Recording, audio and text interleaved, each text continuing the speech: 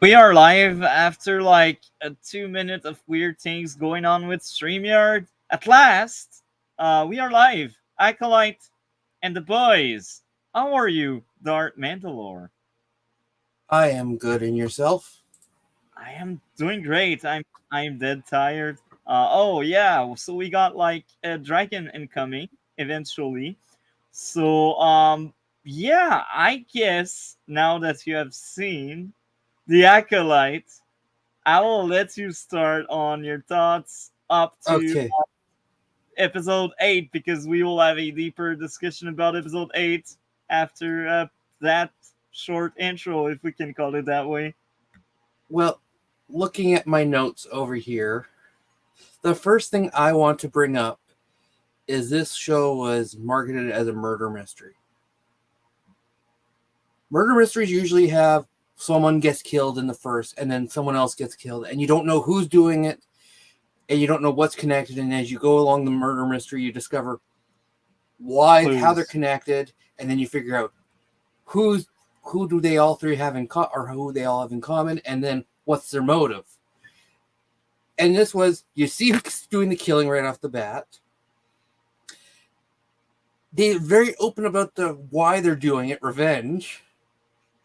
Like, this was not a mystery in itself. This was just Murder. everything from top to bottom was just horrendous. One note I have in almost every episode is the horrendous acting, because it was just so bad. And the fact that they hired not twins to be the younger versions of them, but they hired sisters, and then they used one actor to play the adult version doesn't make sense because the twins weren't identical, the kids. And so how do non-identical twins become identical adult twins? Don't ask questions, just consume product. No, because that was what was weird. And I understand it was the one actress, but why didn't they just hire actual twins to play? Because that costs more money, buddy. Okay. But oh my god, this thing was so horrible. I hate that I had to watch this whole thing that I promised I'd watch it. It was just, oh. At least it's behind, and now you can vent and scream and cry about it. Well, the actress who played Vernestra, the wife of the writer, her acting was so bad. The two actors, everyone acting was bad, but no, everyone's acting was horrible. Even what's her name, the one who played Trinity, like the actual actors, just seemed to be, this is a paycheck, that they weren't even really all there. Like, the worst acting though has to go to Vernestra and whatever her name is who played the two main twins. Like, and you can see her have in real life in the interview she's done, no matter how annoying she is, you can see she's actually got emotion, she's happy, she's and whatnot. But in the show, it was just like, I'm not sure if this was her first acting job and she was told that this was serious, so she was just all. I think she was playing herself, to be honest. It was just so hard to watch. Well, I'll go in some of the notes I have. I won't read everything because I sent you the notes. There's a lot because I just took notes as I watched just to make sure I had. I think I don't remember if I talked to you about you or this offline, is when they said Jedi pull out their lightsabers only when they're set to kill. And I have a counter argument, but I remember you telling another counter argument. So we will go to that chain and debunk everything. So the idea is Maya didn't understood the Jedi stuff, and like her saying that meant she didn't understood what was going on, and her saying that was like spreading misinformation. But then what's her name who was playing the Jedi at the time when she said that was like, you're robo-ing. You are Robo-Dart. Right. Robo-Dart. And sort of Robo-Dart. Robo-Dart. Stop. Sort of like sabers like him. Robo-Dart. Is this so I will close and bring back. is it working now? Try to speak. Oh. Hello. I think now my Vice now Pro's it's updating. That's stable. probably what was eating the internet for a moment there. Yeah. So you're back. Yeah, it was my That's Vice amazing. program updating. But I'll turn the keep them off. Yes. But the Jedi who I can't remember the name. I don't care enough to remember characters' names. She put her down her lightsaber like, yeah, she's right. But in a few episodes later, they use their lightsabers to illuminate the area. Like, that's a very common thing they do, is they use lightsabers to light up an area. That's happened in most of the series. Also, Jedi have pulled out their lightsaber just to sort of scare off. They've used it just to disarm someone, just to let people know they're Jedis. They've done this, like, that was a stupid line. And the fact that the Jedi there sort of acknowledged that it was right meant that the person who wrote the show had no idea what she was talking about. This is what happens when you hire someone not because they're passionate, but because they want money and they want to spread the message they want to spread. Well, and people who say that this wasn't a gay show, this had no agenda, they in episode 4 they used bloody pronouns. Just they were questioning it. It's just like, oh god. And I don't necessarily mention the fire because that's been the one thing that also bothered me is not every Jedi, but like Soul himself. Why are they wearing sort of like gauntlet armor on their hands and forearms? Because that wasn't really worn around that time. That was more of the time, as far as I know, and I could be wrong on this one. This one I'm not 100% sure, but as far as I know, that was more of an Old Republic thing. They took away arm. Like, this was a very peaceful time for the Jedi. This is where they got cocky and lazy, and this was the downfall of the Jedi because they didn't know of any Sith or anything, so they got more relaxed. And if you're not really, and if you're a type of piece, you don't really wear extra armor. That's why most of the Jedi, even in the Clone Wars, didn't have armor, but eventually they started wearing the clone armor, and that was more just for cost effectiveness, because apparently draping of the robes would have cost more to animate. But even then, they didn't wear that much armor and whatnot. Like, that just made no sense to me. Like, there's just so many small things, like, because I was watching, because like I knew most of the story, so that this is kind of like rewatching everything I've been told, but with more spacing in between and seeing what surrounded each bad moment and what led up to it. And it was just, if there was only like one or two things here, but every episode is like they spit on something lore-wise and it's whatnot. But the fire was also just this little bonfire in space, and it's just like, no. And like the whole design of the guards that they created for the ship were just horrendously done, and like. And you're a big Star Wars fan because you got like that background when you have your camera on, and we see like all of the helmet, all of the toys. Yeah, like and I just picked up a couple helmets. Like, you're a fan. Well, and despite the one episode of The Mandalorian, which no one wants to talk about or remember, I love all Mandoverse. I love Ahsoka. I love the Book of Boba Fett, which apparently a lot of people say was horrendous. As like, it wasn't like in most of the Star Wars, even in the prequels, even in the original trilogy, there are errors and there are issues. It happens. But the story they weren't even keeping accurate story through the 8 episodes. Like, things change, and I'll bring it up a little bit later, but the scars on the one guy from Game of Thrones, and I'll bring up the picture in a little bit when I talk about it, it's like they do not match. Like, they can't even keep the stories linear. And like, again, that happens in over seasons where they might have forgotten they said something here or did something there and then ignored it later on. But like, this was within episodes that they couldn't even keep things straight. I also hated I hated most of the characters. What was his name? And I need to repeat it. I need to repeat it. You are a Star Wars fan. Here, do you want? If my internet's working, I'll put my camera back on for now. If I can minimize that.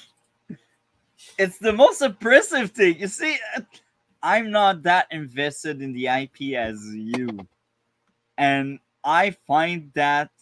Oh, and I just picked this up today. Ahsoka's, which also goes with her original one, which is over here with Rex, which makes sense.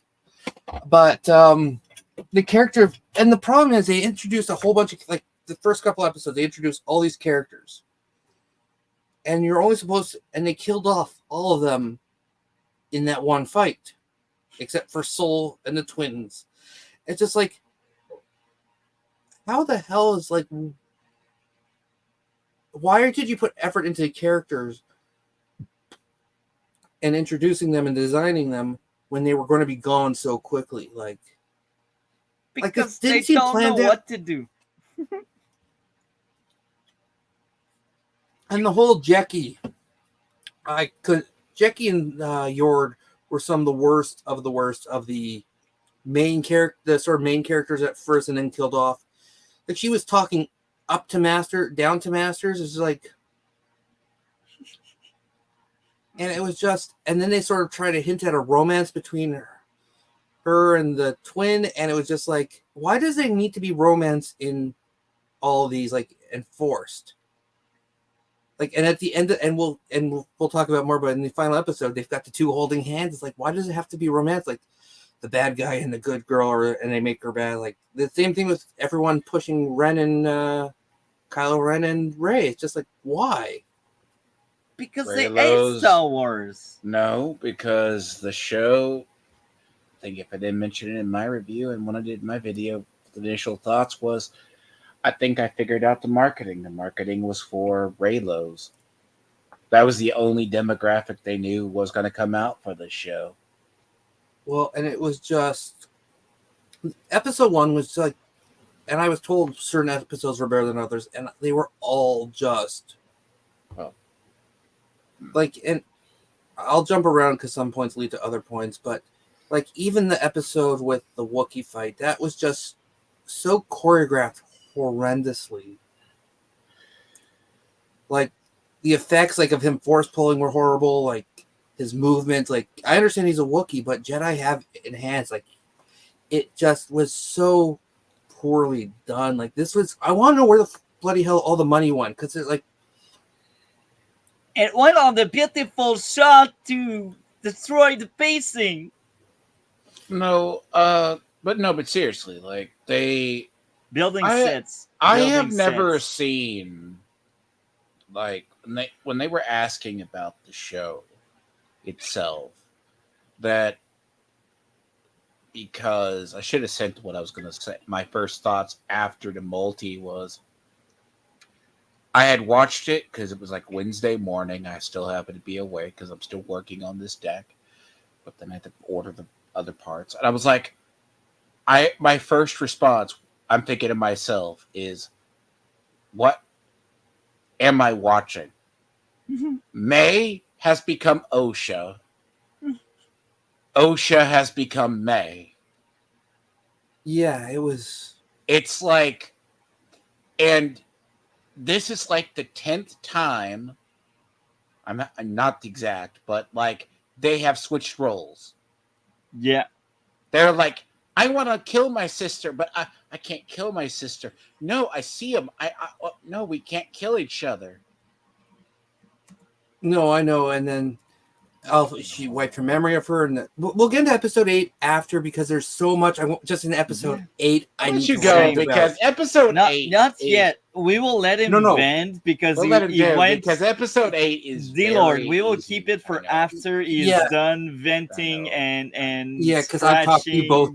I've talked to both of you about my main complaints about episode 8, but there's so much more on top of that.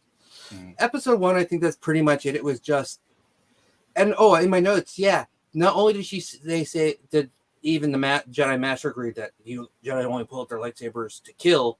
In that same episode, they used the lightsabers for light sources. Like, they couldn't even keep things straight in one episode.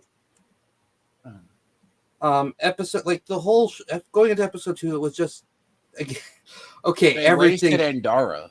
Endara was probably the best of all of them, and then she gets killed in like one episode because they advertise Carrie Ann Moss as this big legendary. I have feelings. You see, you were asking where the money went. I can bet most of the money went to hire Carrie Ann Moss, and this is why she had such a small role, because she cost so much that they were like, we still need money for the sets and the other actors. But even her acting was phoned in for the episode for her show. Like, you've seen her. She has the star power. Who cares about acting? No, I know. It's a show, you know. But But again, that was even predictable that she was going to be killed off in the first episode.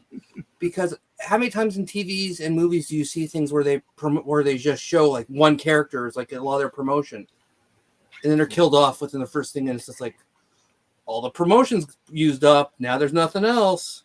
The trailer, by the way, what you didn't know, Mandalore, was the trailer that they showed, or the stuff they showed for the previews of the show, was like from like the first 4 episodes. Oh, I know. It was up to pretty much the fight, the episode 3, I think, is where they did most of it. So I think you know a bit. I will go on a very, very small tangent because you brought trailers. What do you think are the detail about like fair use on YouTube for the trailers? Because maybe I would react to parts of it in a video, but I don't really want to like make the video like not able to be monetized eventually. I know I'm not monetized yet, but eventually I will, and if that's the one video. So what's the policy exactly? How I can think I as use long as you pause it enough times to talk and to add to it, it should be fair use. Because I've seen plenty of people react to it, and especially bigger people talking about it. Trailers are usually you're able to do it as long as you add commentary to it, as long as you transform it. Okay. Do a test recording first. You'll know damn well when it's finished that if it gets claimed. Yeah. Like when I did like my Fallout streams, like I was just testing it with the sound. In post, it basically detected the copyrighted music in Fallout, and it literally is like, well, we have to block it, but like they'll scan it. Now, traditionally, if you're doing a reaction multi, and this is just a thing on fair use, it's just a lot more of it's ethical. If you let the trailer play without the sound, you're good.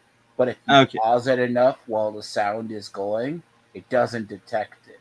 It's either there's 2 ways to do it. You have to play it, or if you're big enough and make enough money for YouTube, they let you get away with anything. Yes. Okay. Well, hopefully one day I that's how you know about it.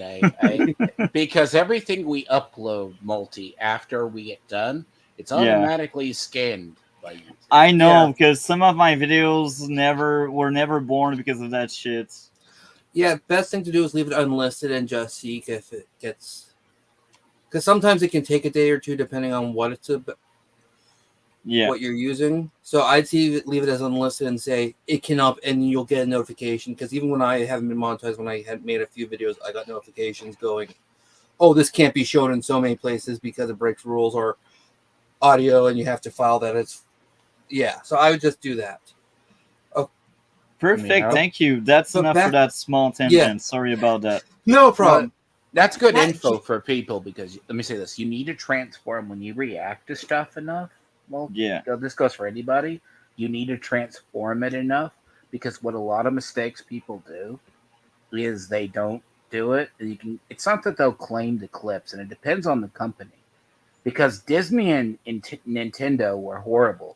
Even if you played like 2 seconds of a clip, they would claim your entire video. Nintendo is still that way, even though that they said they were better. Nintendo is the worst one to mess with. If you can avoid Nintendo, avoid it. But going back to me ranting and whatnot, there's just so many things in this episode that are just. This one isn't as much breaking canon, except for one little part that it's not even breaking canon. It's just Fat Jedi. Fat young Jedi, that just does not make sense. But it does! Diversity! Body positivity. Oh. Hell yeah! The poison that destroys generation. Well, we'll get to that as well. That episode's horrible because I was like, we've never really seen an overweight Jedi before. There's a reason for that. They die. In Old Republic, you can make fat characters, but you move a lot slower, and it's just like. But again, this was the time of them getting lazy. No, I swear. Look, I lost 70 pounds since September, and I feel so good since then. And just me walking stairs when I was fat, like a oar or like a whale, that was challenging. I don't see myself having like a sword fight if I was that fat, you know? Like, even there, I have a bit of overweight, you know? I still have like 30 pounds to lose. Oh, no, but this guy was round. This guy was circular. Like, there's a difference. No, that's a very different. Even by Old Republic standards, you'd see like a bigger built Jedi. And you can be the muscular fat or even just overweight and still have like a tummy. Like, I'm overweight, but I'm not round. I'm just kind of. But this guy was just circular, and I'm not trying to insult the guy, but it just doesn't make. The only thing that this can't make sense is because this is the era where the Jedi got lazy, full of themselves, cocky, and just. This was the downfall of the Jedi. Was because they didn't know of it. They didn't really have any threats. This was the most peaceful time. So that is technically sort of fits in the whole High Republic era is the worst story era ever. Well, because I'd have to run it past you, man, because like the idea is like Balin, like I don't know if when you saw Ahsoka? What is it? Ahsoka. Balin's fighting style was very stiff too, because he wasn't a small guy, but it was more of a knightly. Kalchaka's I thought was going to be Kalchaka. Let me say this: I was like, how are they going to do a Wookiee as even if you have force enhanced abilities, a Wookiee still would be clumsy. But they would still have more speed and they'd have a little bit more agility than just the whole smash and stuff. But that his fighting, as I said, the whole choreography, the whole effects with him using the force powers while fighting were horrendous. And we'll get to that in episode and when we talk about 7, because there's comments on that fight which are just, and I don't want to get, because I could get all over the place. How did no one sense her in the building when she was sneaking in to try and kill the guy?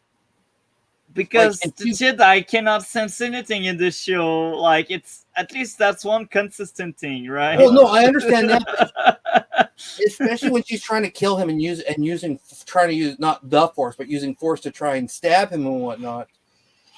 And the whole acting that she did with trying to force the dagger into him was horrendous acting. It just, but how did no one censor that they only saw her at some point? They never felt her. Like, I think it was because, okay, this is something I had an issue with the entire run of the show since you're going over this part.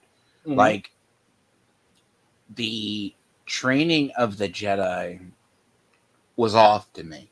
Like, I get the difference between a learner, a Padawan, a learner to a Padawan to a knight and a master. Mm-hmm. That's the difference. But you would train a lot of these to be able to sense force or sense it unless you could suppress your area. Someone's going to. Like, occasionally in the episodes, you'll see like a Jedi or something that's more sensitive perk up and go, something's not right. There's a pressure nearby. Well, just in the movies, whenever something happened, you could always tell that they sensed something or whatnot. There's like a pressure, like the ones who were like, oh, it was like a spider sense to them. Like Endara is like one of the few that, like, of the initial 4 that they talked about or so, like, that actually sensed stuff. Soul kind of did it. And what's funny is, even though she was the one who sensed it, she was the one with the least amount of training, which makes no sense. Dara? Oh, no, not Dara. I was thinking of May or Osha. I can't get that. I'm probably thinking of like Jackie. Like, it's kind of like, and also too that I think a lot of the guards, like as I was telling him, like I think a lot of these temple guards for the temples were just really shitty Jedi that like they've either failed their lessons or they're not wise. Well, that's sort of how they actually got the Jedi guards, the temple guards, were Jedis who kind of failed and who still had some aptitude and whatnot, and still wanted to be part of it. They sort of became the guards. But these people they weren't Padawans or anything. They seemed like they were at least sort of knight-ish. But again, there should have been at least one person there who could have sensed it. I will add something to piggyback of great comments. Like I can agree with you. Like when they brought that body positivity character there, it was kind of odd and weird. But to think back, you kind of mentioned something I will grasp on and say. You said it yourself. That era of the Jedi, they were peasant. It was peaceful, so they were not really fighting or anything. So maybe that could explain why there is a fat Jedi. But again, with this show, it's kind of obvious that they just want to virtue signal or something like that. Actually, I think I know what happened. I just figured it out. The reason why he was stuck there being guard for the Jedi who didn't talk was because he was caught eating all the food from the one guy who worked with Finestra, who is looking almost anorexic. The scrawny ass Jedi. He ate all his food, and that's why he was sent there for punishment. So I mean, and there's also this weird thing too that when I was looking into the back of the story that they were doing. It doesn't play in anything in the series, but they could have piggybacked it off the novels. They're going after the destruction because in this era, there is a really big battle that happens in like what had been like a couple of years with the destruction of like the Starlight Beacon or the hyperspace disaster, which was like 100 years before. Most of the Jedi, it's not that they were adverse to combat; they just hadn't seen a Sith for like a long time. They've been only fighting mercenaries or weird alien races. Like, the whole thing why Brindok was they didn't think life could be on it was because of the hyperspace disaster, which was like almost 100 years before. Well, and we can even talk more about that when we talk about later on, but yeah. Yeah, but the other thing I don't understand is why did he agree to suicide by poison? Like, I understand bad writing. His action sort of led to everything that happened, but he didn't actually really kill anyone. He felt threatened, and he sort of stood guard. And like he's like, I'm sorry for what I did to you. He's like, I think there was rewrites. That's why I think. I think when they showed Torben, this is my theory. They showed Torben, but they didn't show what led to him. 3 doesn't really explain it. He was like a learner who got mind jacked. Then you see more by 7. It doesn't make sense why he would have that remorse. And remorse enough to go into go into this retreat and just stop talking and whatnot. It was just like nothing of this sort of really, again, like I talked about, like the story does not continue for the full 8 episodes. Like it changes, like things aren't even kept the same. And for one thing I will mention to Grace, don't compare Kate Skywalker to the fat Jedi. Kate Skywalker was badass. He doesn't know about Legacy of the Force. It's okay. And the other thing that really bothered me was the Jedi's, we'll grab stun guns to stop if we have to stop him or stop the killer. Jedi didn't use stun guns. And there was like armies had the stun mode on their blasters, but Jedi just used their Jedi trick, their Jedi abilities to subdue a target. They didn't have a whole armory of stun guns and whatnot. That was just, again, like there's things in here that do exist in Star Wars, but I don't think the person writing the show, I think she got some hints of like watched a couple of or just watched a bunch of people talking about it and peak points of it. Maybe they just wanted to do some generic sci-fi, and this is what we got. Well, and as I said, this is an overrated fan fiction written by non-fans who hate actual fans. The High Republic period, though, the High Republic novels, though, were started. There's 2 series of them. It's supposed to be the Disney equivalent of explaining like at least 300, 200 years. So half the novels are YA novels, and they didn't go over. A lot of them are very hit or miss. So the High Republic is also very. It was written by again. It was very much again like that, where it seemed more like fan fiction. Like, I'm sorry, one of the worst Star Wars characters created, not for acting, not for design, not for history. Geode. that well, actually, a little fun fact too.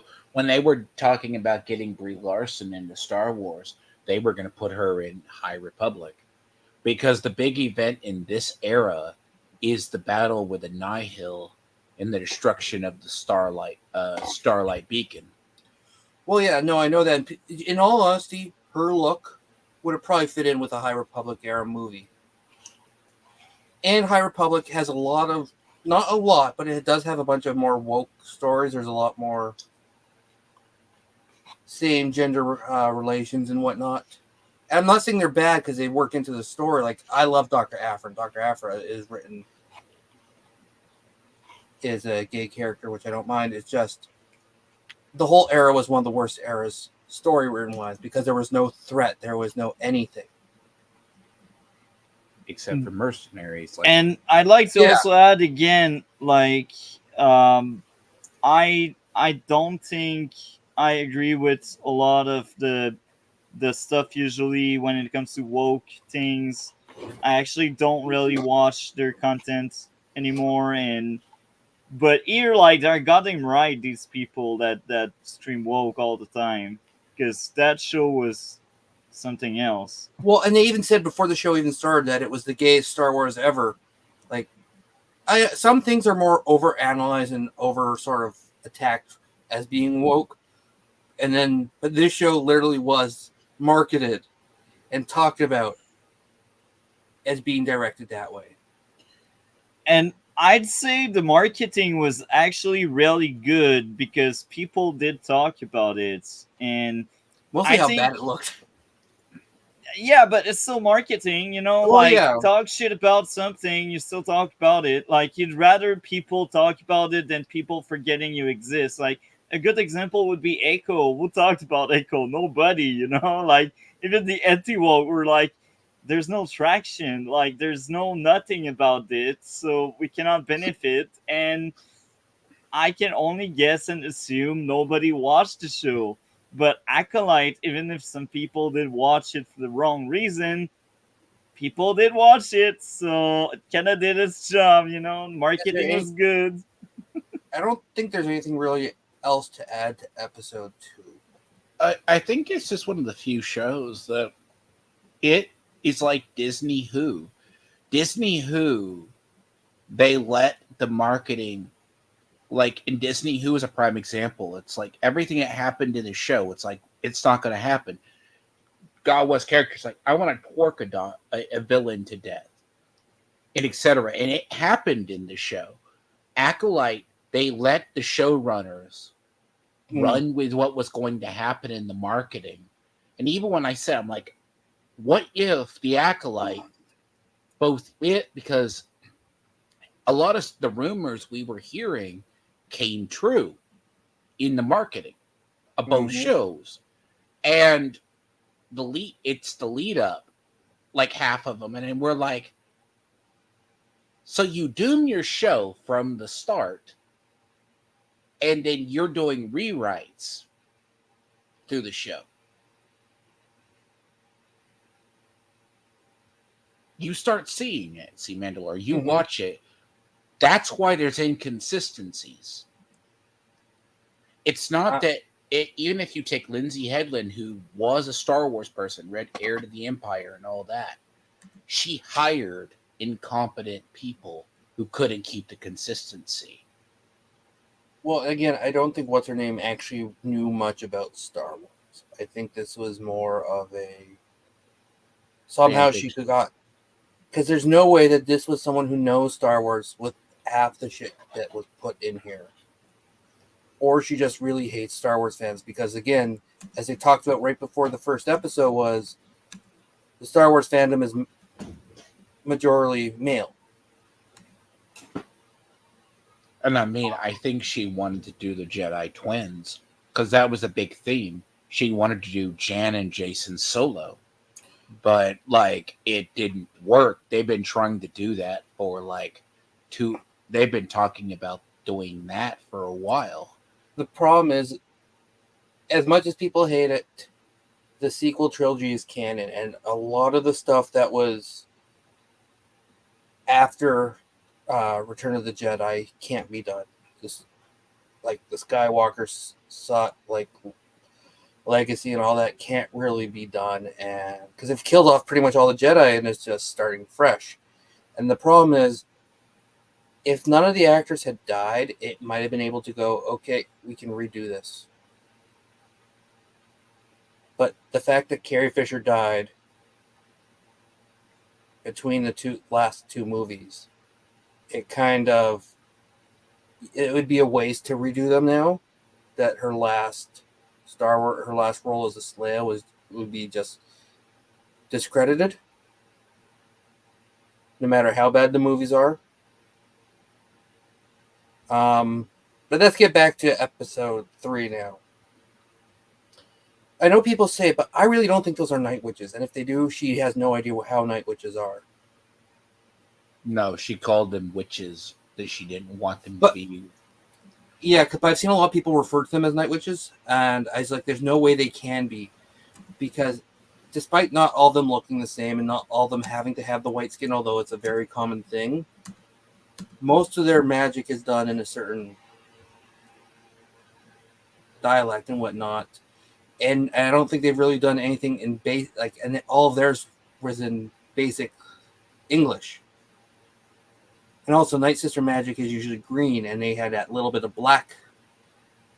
It's Force alchemy. Now, what is something that I didn't know, Miss Sparkles reminded me of it, because I was going over like why I was trying to show her Maul's species. If she was a female, why did she have horns? And I'm like, why did you do that to me? Females can have horns, I thought. Every depiction of a, what is it? Zabrak? Zabraks do not have horns. All right, now I'm looking this up. Go look how they're depicted. No, female Zabraks can have horns. You're thinking of someone from Dathomir, Night Sisters, who don't have horns. But here, let me open this in a new tab. You say because I was looking it up. No, and Star Wars Old Republic actually sort of fills that in. Percent. Because I wasn't sure. I'm like, the Night Sisters, right? Okay.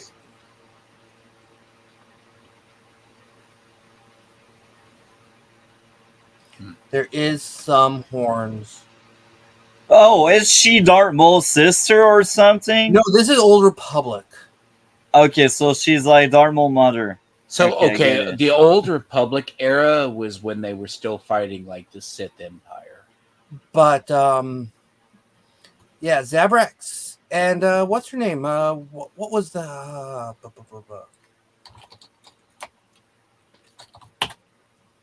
Maris Brood had horns.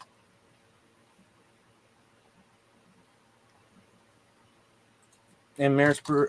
You know Maris Brood, right? Probably if I see the name. I'm horrible with names. Okay. But the Old Republic games became canon, though. They are and they aren't. But I'm going to bring up what's her name? Maris Brood was from the Force Unleashed. She was the Padawan of Shakti.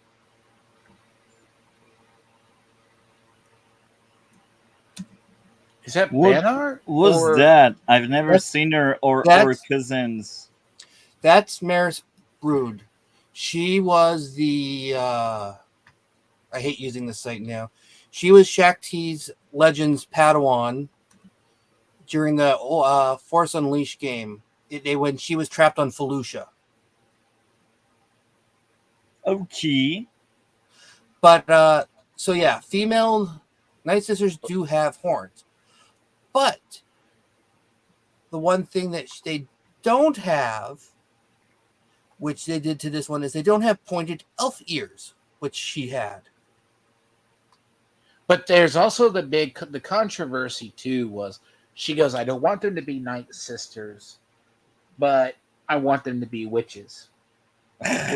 Which is No, like, and you know what?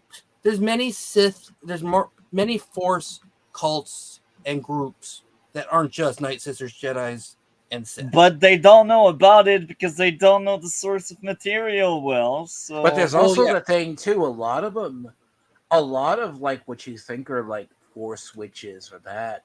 There's a reason why they don't venture to the outer realm that much. But and the other thing is they were forced out where they, I don't even remember the planet name. They said that this was their home that after being cast out. I don't really care enough that I want the show to continue so these questions can be answered. But like, are these supposed to be Night Sisters who are cast out or from another witch coven or what? But again, there's no real description.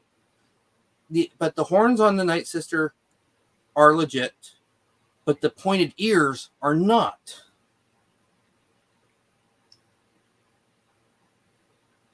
And once again, that will have to be brought up is, and this has been brought up by most people who review this episode, how the fuck does stone burn? There's electrical fire. There's electrical wiring in the wall. Yeah, but that's still not enough to spread like that. Yes, that is still never answered. It's a dumb plot, very, very dumb. But it's... And also, it's more brought up in the episode. It's more visible in episode 7. I sort of knew what I've already seen the scene, so I can apply it to episode 3. Soul was holding both bridges up for a moment to save the girls, which is a lot heavier than holding 2 little girls. Why didn't he just...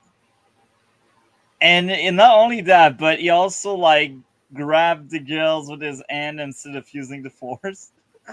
But here's the thing too.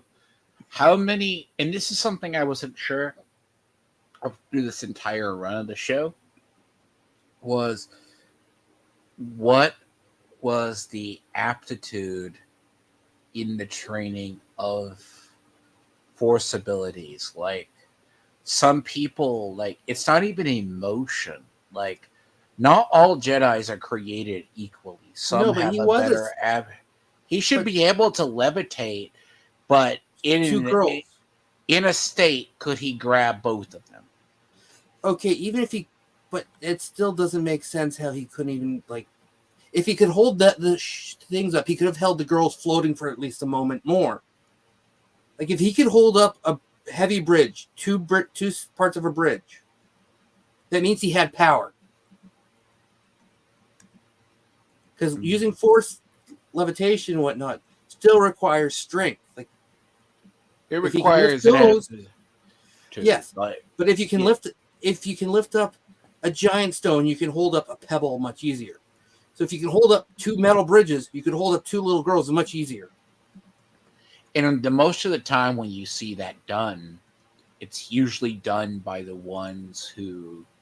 It's kind of like Yoda in... I think it's like Attack of the Clones. Where he holds a huge... Like, basically, Dooku tries to chunk a pillar. Yeah. At them. And then Yoda just goes, raises his hand and goes, click. Like, stops it. Like, he can just... But Yoda's more of a Force user. That's why when I usually equate him to, like, Palpatine in the era. No, he's but more in tune with the Force. But ability. if he could hold a bridge for a couple seconds, he could have held the girls enough to glide them slowly down at an angle at the same time. Like it doesn't like. Yeah. But that's not even really seen until episode 7. But it's still just. It's horrible, right? Like, and one thing I will jump to the end about is the show was clearly meant to make guys look bad because the guys were hitting the Sith and everything. But if you watch until the very end, all the issues are done by the women. Well, no. Vernestra sacrifices Soul's character to sort of say, he was the fault for everything. It's his fault. I did nothing wrong. When it was her Padawan, how she dealt with the Padawan that led to him becoming a Sith, which led to all this.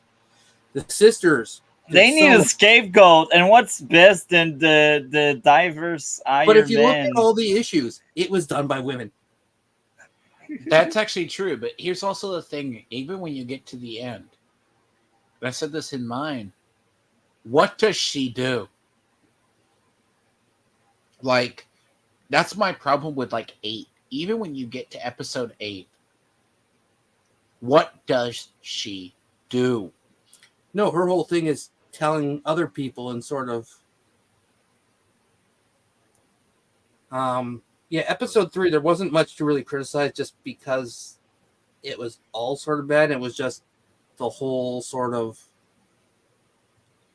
Like, okay, he's asking how men to look bad. It makes a lot of the men look very overly emotional and everything else. Like, when you see Indara, even in the face of, like, combat, she's stoic and calm as crap. Like, she doesn't show anything. She acts like a Jedi. The rest of which perceived to be male Jedi don't act like proper, like what you think even in the old do.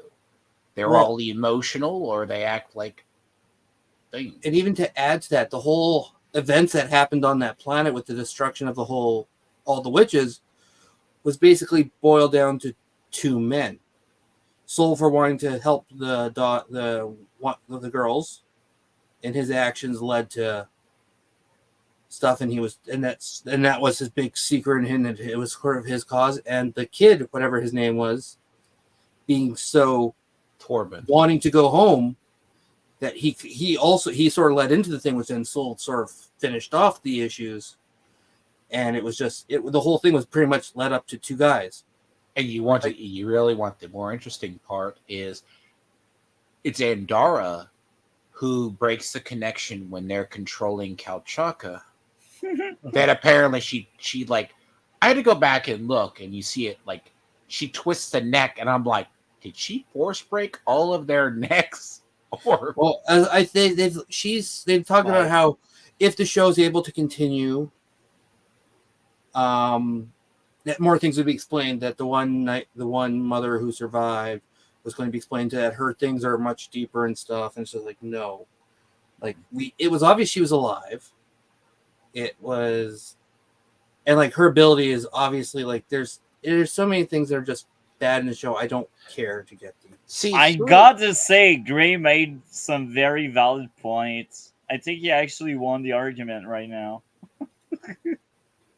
Well, no, he is making points, but there's so many things,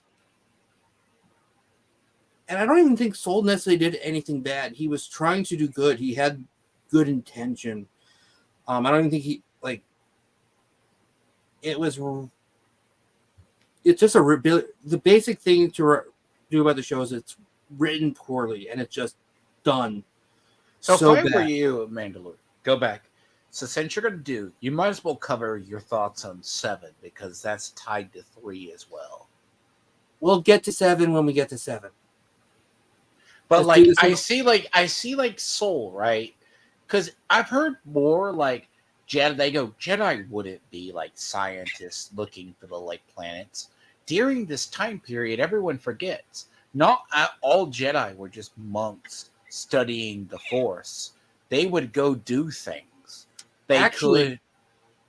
Thank you for making me look at my episode 7 notes just to... I'm pretty sure in the show they referred to as Night Sisters because they said Night Sisters don't raise kids. They do say there's one slip up in the show. They say they're Night Sisters. Then they call them witches.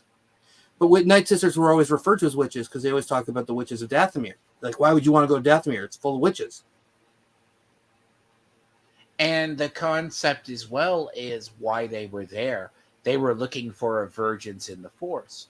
That's actually why I liked what Soul's scene was in 3. I'm like, so Soul looks like a maybe not the best teacher, but Torben's like, why am I on the planet? You know? Because of bad writing. That's my answer for everything in the show. There's a lot of bad inconsistent writing, yes. Okay, so let's move on to episode 4, because any more about episode 3 is more tied into the episode 7 rehash. You're gonna go over the idea that it's a convergence, that they can create kids because it's a virgins on the planet. Well, that will be talked into episode 7 and episode 8. Okay. Because the power of one, the power of many. The power of... Wait, did I send that picture to you, Dragon? Did I send to multi-topic? You sent it to me. I don't know to him. Yes, I saw that image on. Now we are into episode 4, and for that one, I think I was still alone by that point. So I gotta ask the both of you before we let DarthMandalore go for it. I feel like episode 4 and 5 could have been the same episode if trimmed and smashed together. It was just like a trailer for 5, basically. Yeah, Am I crazy? Like, and there wasn't much in episode 4. Like, there really could have been cut down into one episode or made it episode 4 and 5 into one longer episode. I think it's like 3 and 7. 3 and 7 is... All 7 is an explanation with a couple of scenes from 3. And I'll get it. And when we get to episode 7, I'll have to bring up someone's defensive part of that. And then, like, episode 4, right? I could see, like, you could have done it so better, but, like, it could just make it an hour episode, like a special. Yeah, because that just made... And I'll bring up the first thing, and I brought it up last week when I mentioned it. And I'll say this, but I let you go, too. Don't end a show with him, even though it's as cool as crap with him gliding down from a tree. Don't end a show like that. End it like it. Hell yeah, end it like it. This is not Crouching Tiger, Hidden Dragon, or The Matrix. What do you mean? It's you don't end it with like a tease of a fight. That's next week on Dragon Ball Z. That will make it worse. That's the point of it. Make everything worse. Eddie Mundi, his age was set on one thing I know for sure, and I found it, and it was on a Topps card for sure. I'm pretty sure it was in one of, like, there was Star Wars files that had it, like in like the Power of the Jedi 2 figures where they in the books too. The only one I could find easily was that one. And people's defense was Topps has never been canon. It's like, actually, yes, Topps cards are meant to be like baseball cards. You get stats, you get info. Even for shows and movies, it's still supposed to give you actual info. It's not just made up. And the card, they had the info, I think, came out after... Was it after Disney bought them? But either way, like, his age was set. And that it just... He shouldn't have been alive. And his whole comment about knowing about this dark Jedi. And he says, we haven't seen one in over 1,000 years. It's like, you were present and you've had to have heard of all this. And... also, the whole point of where Vinastra tells everyone they find out that there was this issue with Soul, they should have known. Like, he knew. He had to have known. Like, again, she knew about Star Wars, but she didn't know Star Wars. My other two big issues in this were the acting, which is almost in every one of my episode notes, just because it was so bad. The pronouns, My only question, and that's something that could have been led to, I don't think, because they were never going to really go back unless this is seasons down the road, which they will never get to, hopefully. I hope they don't even get a season 2. Was whose ship was that in the Force? That what's his name was living in? I mean, the big thing too that it's always a big mystery in this episode to me is why was he still having drawing like the paintings on the damn wall? But whose ship was that? Because it wasn't his. Because my first thought when I saw the ship was, oh, he crashed his ship intentionally, or crashed and he decided just to stay there and live there until he died. But when they went to go investigate to find out where the Wookiee was, they said, oh, he asked for direction to something and we led him there and he never came out of the forest. Therefore, it wasn't his. So there just was this giant ship that crashed there that no one knew about. And no one questioned whose ship that was. Like, again, there's so many things like, what's the point of it? Like, they put this money into some of the stuff which had no reason. Like, they could have cut so many things out. But see, I don't know, what gets me is a lot of the Jedi, apparently, except for Sol and Andara, both take that oath like Luke does after the burning of the temple. Like, I'm going to cut myself off from the Force, right? Or I'm not going to do Force activities. And I'm just going to go off and do my own crap or get better. And I'm like, so how traumatic was this event on Brindok that you do this? Well, the only thing that could explain that would be what was going on in his head when he was being controlled. Because when what's-his-name was mind sort of controlled for a moment, he was getting what he wanted. Like, there was no, like, I don't understand where the trauma came from him, because he just wanted to go home and she was giving him this false vision. We don't know what was going on in his head. So we can't, it's hard to say if he was being controlled or if this line was attacking, sort of like Order 66 sort of thing. Yeah. So we got 2 comments right now.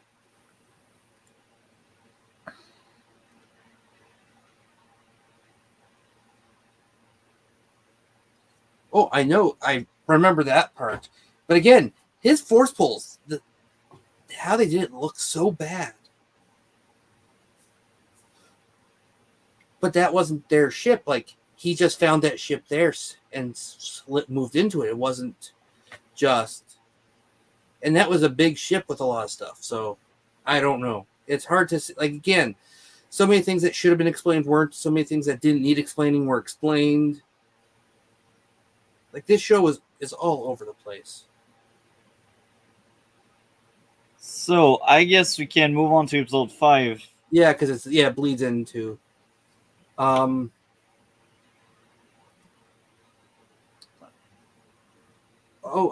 Jackie. Yeah, that's my first thing was Jackie had trouble with fighting off the stranger's Padawan.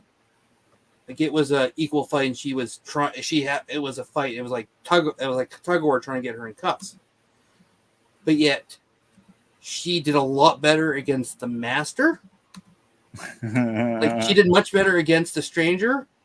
You forgot in the lesson. No, you forgot in one of the earlier episodes, Jackie could fight like the weapon master a lot better, or it's mentioned she had some better abilities, but not the control of them. But she could fight like. But I think it was shown in one of the scenes, like with the stick, right? Like, she has very good control, and that's like the battle master or whatever teaching the younglings. Actually, you made a very good point, Gray. But I will add to this, and hopefully you got something so you can maybe defend the show that needs defenders. But I feel like it doesn't make sense that the bad guy would just delete a lot of, like, Force users at once, and then he struggles against Soul and the other one. I know he was toying with them, but why would he it's toy still with very her? Like, weird. but why would he? My question is, why would he toy with her? Like, he seemed to have no problem just killing people just to kill people. He just wanted to get. Like, why would he go from just killing everyone to toying with one? See, this episode is what taught me that I think the show. This episode is what showed me and confirmed the theory I have. And Mandalore, just hear me out on this. Do you remember in Obi-Wan, kind of when they showed the back training of Anakin and Obi-Wan, right? He's like, how could you?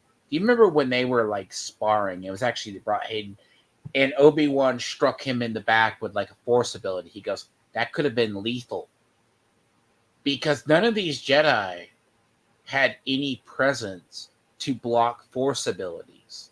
Like when he came down and did the force push that pushed everyone away, all but like one that he cut down immediately was staggered or knocked to the ground. Yeah. Like, and it's like, I'm like, maybe they put some research into this fight, but these weren't all experienced people. And dark side users are usually stronger combatants. Well, yeah, they're more aggressive. Sith training is more aggressive. Jedi training is more offensive. More defensive. Yeah. You're never supposed to make a lethal attack. You're supposed to disarm. Like, you can kill if it requires. Like, if there's a Sith and there's no other option, kill them. But you're supposed to try and bring them in alive. But Gray is forgetting that on the walk to the forest, she told Quamir, I'm going to betray my master. But yeah. But yeah, that again. And then also, why do I know that people see Ahsoka and whatnot, but why do people think using two sabers makes you more powerful? I understand it's more of an advantage if you're good with that skill. But she like seems to get so much more powerful with two sabers, it just made no sense, that sort of jump. But we don't know what school. The thing is, you don't know what schooling that they were. She's a chick's or motivation change every 5 minutes. Hey, that's sexist, and sexism is wrong, and being wrong is for women only. And people just forgot I was very sexist last week. But hey, things happen. No, but Mandalore, I think too, we don't know what school a lot of these people come from. We don't know what their training was. Well, yeah. Like you have an idea what form some of these were trained in. It's not like the prior era. And the funny thing is that you don't see them in any other fight. Like, this was like, again, they set up characters, but they don't set up characters, and then they kill off characters. The ones that get force skewered, and then he scares the other one and he beheads them. I mean, that was kind of cool to me. But it looked, do you know what? It was kind of cool, but it also looked bad because he was stabbing the guy in the back as he was pulling back at the same time. See, okay, the problem in that fight, right, and this is where Shadowversary had it right on that, is they didn't know how to choreograph the fight, so they hid half of it behind the trees. Well, and as I don't know if I shared the videos with you guys, but there's a video, like, and it was kind of ruined ahead of time before seeing the actual fight, whole fight from start to finish. But if you actually pay attention to the fight in that one video I've sent out, it just, the whole choreography of the fight, like, it looks cool at first, but when you actually look at it, slow motion makes it easier, but when you actually look at it and pay attention to the sword fighting, not just the cool sabers, it was horribly done. Like, they're slashing at nothing. Like, when they were slashing and one was moving backwards and whatnot, it was just, there was no real attacks going on there. It was just swinging blades. Like, there was no, it was like, actually, if he was smart enough, he could move. That's what the whole thing, like the episode 5 kind of for me is like it's half redeemed by the fighting, but it's still stupid. Like it's like it shows that they tried to make it better, but see, this is just my take on it. Like he could. You're more forgiving than I am. Look, I'm going to say that half these writers were probably new or they were different. Maybe they had just come into Star Wars 10 years. Because my whole thing is, well, a lot of stuff on writing is, I think a lot of people writing now, they don't always go back as far as they should. No, and they go with what they know and they base their small knowledge and they try and put in too much of what they think would work based on the little they know of without actually checking to see if it's ever been dealt with before. It's the problem like with Warhammer has. You have like 30 years of history. You're bound to get something wrong. Well, and like I said, over multiple seasons, if things change between seasons, that happens. Like, that's growing up, and for many years I was a big Transformers fan. The original cartoon was so horrendous for canon. The Constructicons have like 5 origins. Oh yeah, G1. All the Transformers. G1, all the Transformers come from different planets. Well, it's not even that. It was just like Constructicons were originally created by Starscream and Megatron on Earth. Then they go back to something else. They have a different origin. Then they were originally part of the original Autobots Decepticons before they split into the 2 groups and whatnot. When our Optimus was still Orion Pax, like so many things, like their history changes so often. Yeah, and it makes sense in seasons. Like when you're covering years or even just seasons, it makes sense that things don't necessarily always add up. But Star Wars has people in charge of just canon. And these people couldn't even keep it straight for episodes. 1 episode. And you're talking about not altering. Well, yeah, I'm not even talking about the altering. I'm just talking about generalized. They couldn't even keep the whole lightsaber thing story straight. You kind of forget, too, that each are using these rapid, like, force push abilities.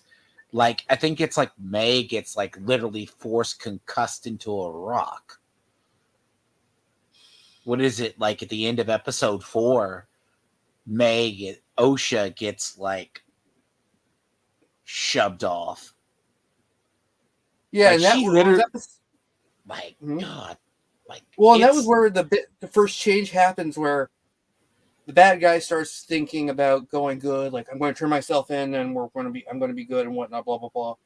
And then the good one starts more questioning things. And it's just like, God damn. But the thing to it is, right? You would think a Jedi knows not to force push somebody off into a tree to break their neck or hurt them, because not everybody can force cushion themselves. No. Right, because she's like waking up at beginning of episode Jedi also 5. have Jedi's abilities are all height, including healing, I think. Like normal hit to the head can be more walked off a little bit quicker than other things. See, and I think he was trying to toy with Soul, though. Like, he goes through the first. Jackie thinks she's doing good. I think she was trained to fight. What's that noise? Which noise? Is that me? I think it's you, buddy. It sounded like a mic catching something. I heard it in mine. It's not there anymore. Must have been when you... I heard this little fumbling of noise. I heard that, but... Might have been him, but it's okay. But no, I think when you get to it, like, Soul could hold his ground to a point, but, like, what it starts to get really stupid is, why would Soul spare him, and why would he spare Soul? Well, yeah. That's when it starts getting really stupid. Like, He kills him in the end. So the more I think about it, the more stupid it is. Wait, who killed who in the end? Well, Episode- then in episode 8, they want to delete Soul. Oh, yeah, but it wasn't what's his name. It was, and we'll get into that horrendous situation in episode 8. But in episode 5, you get after he's taken out the rest of the team, Soul's fighting him. He goes, but you won't strike me in the back. Yeah, and that was the next thing I was going to. Well, actually, I was going to bring up the saber first. About that was supposed to be the brand new saber design that was hard to do, and it was just a ripoff of Cal's. But yeah, the whole attacking when back turn is not Jedi. That's fucking bullshit. Jedi are like, again, they're more defensive, so it's frowned upon. But when they're fighting someone who's killed their whole team, things change in battle. Like this guy who just killed everyone. End that. Yeah, no, you take it You take it where you can try and get it. It's not like Yoda. Yoda walking in on Darth Sidious just threw his guards, but just not caring when they weren't even paying attention. It just he walks in. It's that weird point. You could make that argument, I guess. Like, okay, so multi. There was an argument years ago in the Phantom Menace that Maul was not expecting to be cut in half because the Jedi weren't supposed to use that move that Obi-Wan used. Okay. Like he used Mandalore, you know what I'm talking about? Yeah. Yeah. It's not even for like he was fighting Qui-Gon Jinn had just died. And then Obi-Wan out of his ass pulls a move that is not traditionally practiced by the Jedi. That some said would be dishonorable for Jedi to do, but it cuts Darth Maul in half. Yeah. Like, there's little points where you see breakage in what the Jedi do in the heat of battle. And especially, and it's sort of been, and it's been talked about many that Obi-Wan was actually. Great. Well, no, You're golden.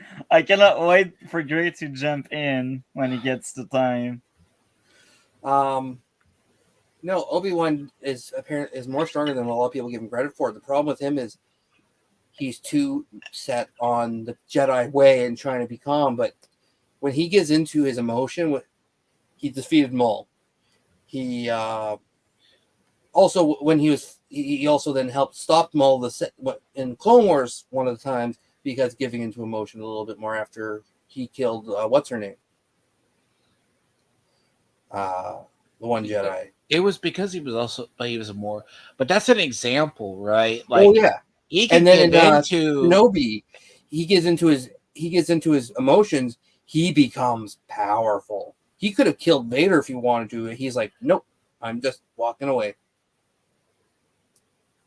Yeah, but yeah, the whole Sith don't or Jedi don't attack. No, Jedi try to do as passive as possible, as long as possible.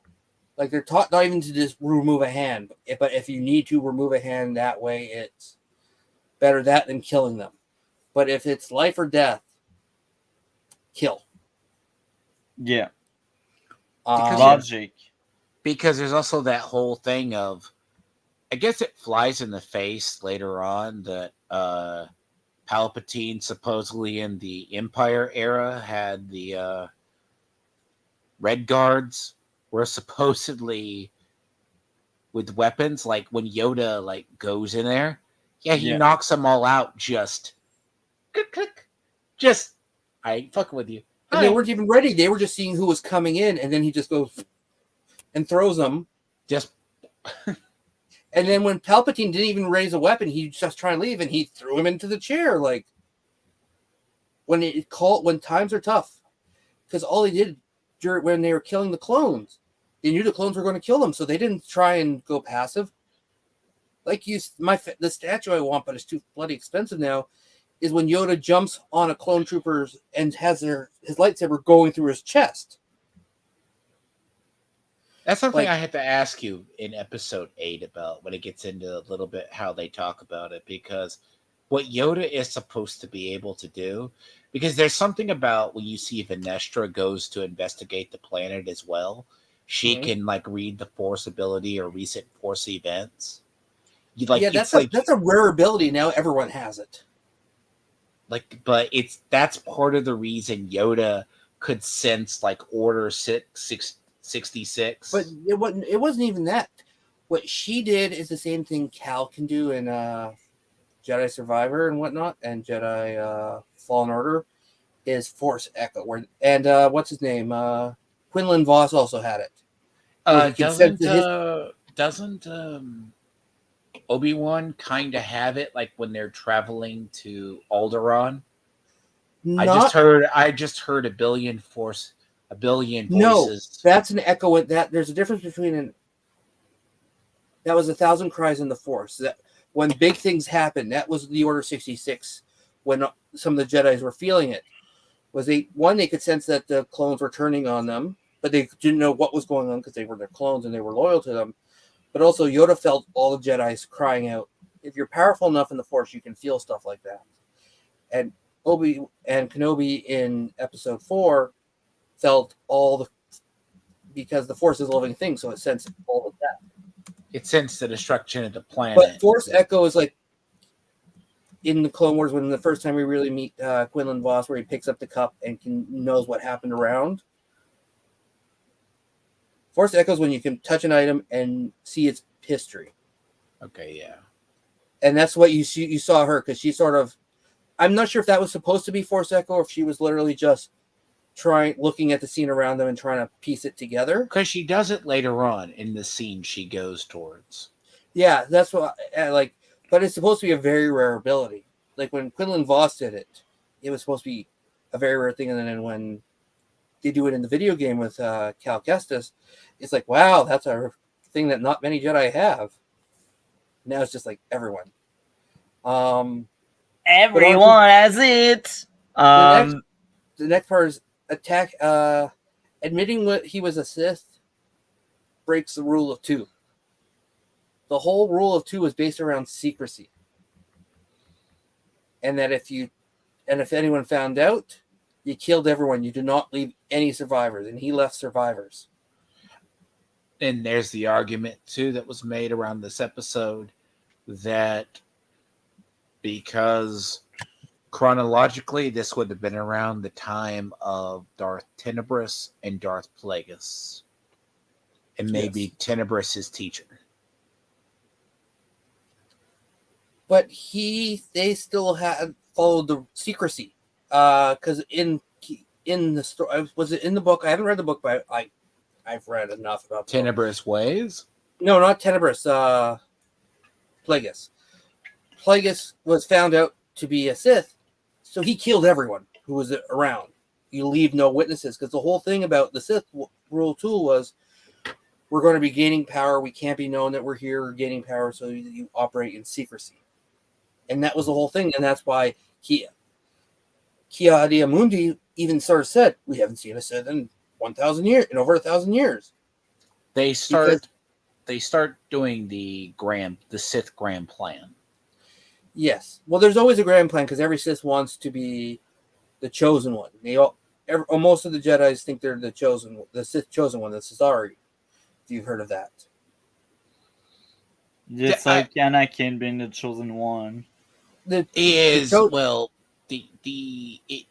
bit more, but like the Force Echoes, right? No, that's a separate topic, though. Like, but no, the idea there's a prophecy of the Sith chosen one, and then there's a prophecy of a Jedi chosen one. The Jedi chosen one. I was going to say the Jedi chosen is supposed to bring balance to the Force. The Sith chosen one, which has its own name, which is the Sithari, which is the Sith God, is meant. The prediction is that they will destroy the Sith Order as known and bring it back stronger and better than ever. The first one, it was based off one of the early Sith kings, King Adis, who was one of the strongest, who was one of the only Sith to ever die of old age. And you're not even going to get into Oh no, there's so much to get into. I wouldn't even touch upon the Emperor, who was more powerful than you're talking about the Sith Emperor, not Emperor Palpatine. Who's the Emperor in he's like in the Old Republic game? He's known as the Sith Emperor. Yeah, Valkorion, which all his names, the one that comes to mind is Valkorion, his final form. But a lot of people can say Darth Bane was. This is hilarious because he destroyed the Order of many Sith and turned it into the rule of 2. Cool lore aspect. So I guess but the point of that is that the whole base of the rule of 2, which was created by Bane, secrecy, and moving forward and gaining strength without being detected to come as a sneak attack, and that's what Palpatine finished that whole plan. Yeah. And if a Sith was technically found out, the Jedi would go, "Oh, there's another Sith active. We need to go hunt the guy down."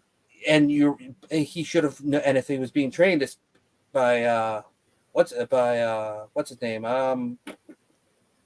Plagueis. My memory sucks and I forget words.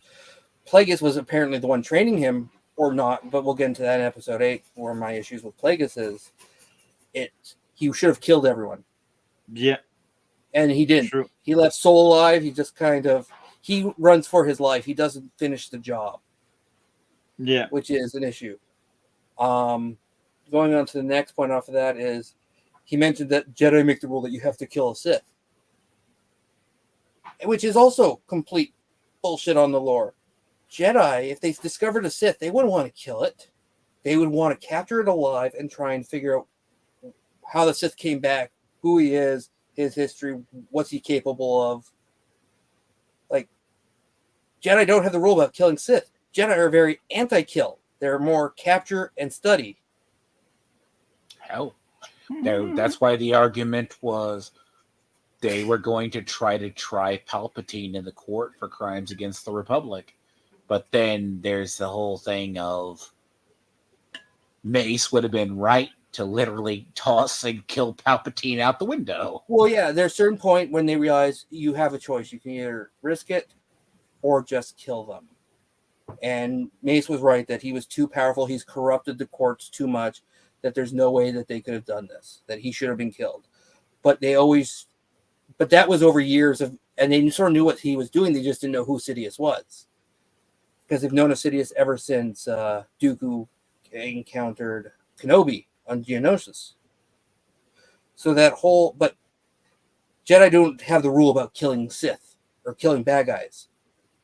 Unless it's someone who they know is a threat. They had no idea the Sith were around anymore. So the fact that they had a rule about killing him doesn't make sense. No. No, they always know there's a master too. There's a student, there's a master. Well, no, but even then, because that one part doesn't make sense to me, because they always say there's always a master and there's always a Padawan. But we didn't know who Maul was. How did they know about the rule of 2? Because that just hit me now. And that doesn't make sense. Even if you go back to the original. No, and I'm going back to Clone Wars, like when Yoda was doing his training for Force Spirit, he talked to Darth Bane and says, you created the rule of 2.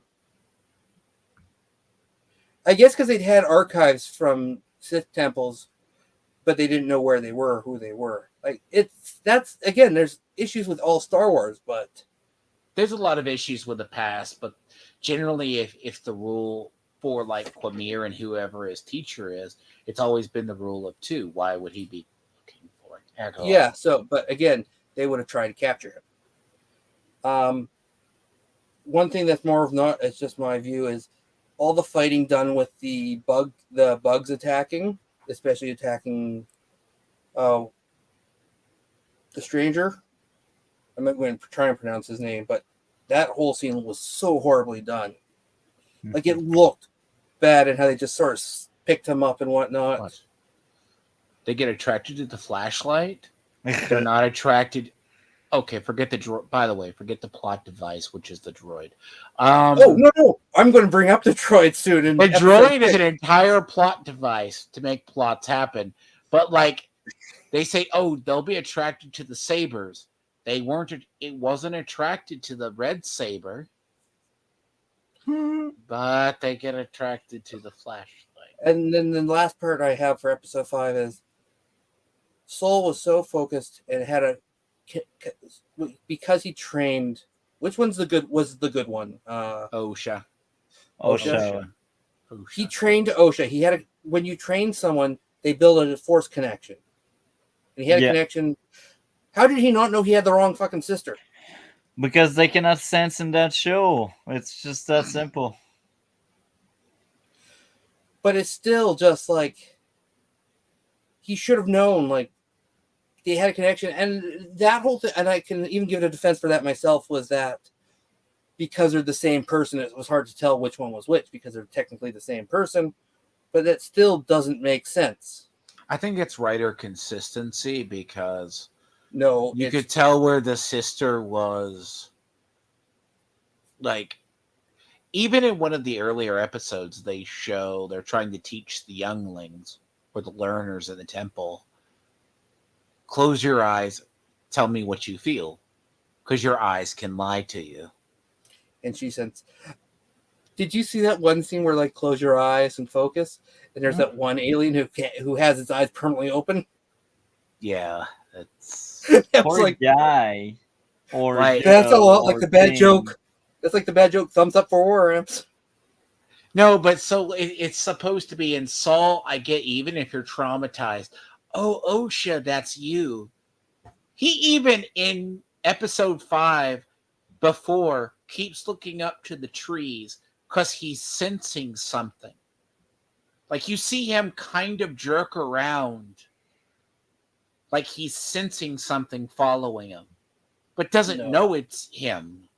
It's like Soul, either the writers did that and they made Soul worse at sensing, or they just forgot he had that ability. I think it was just the bad writers who didn't know what they were doing, who have no consistency, who can't keep a fucking story straight.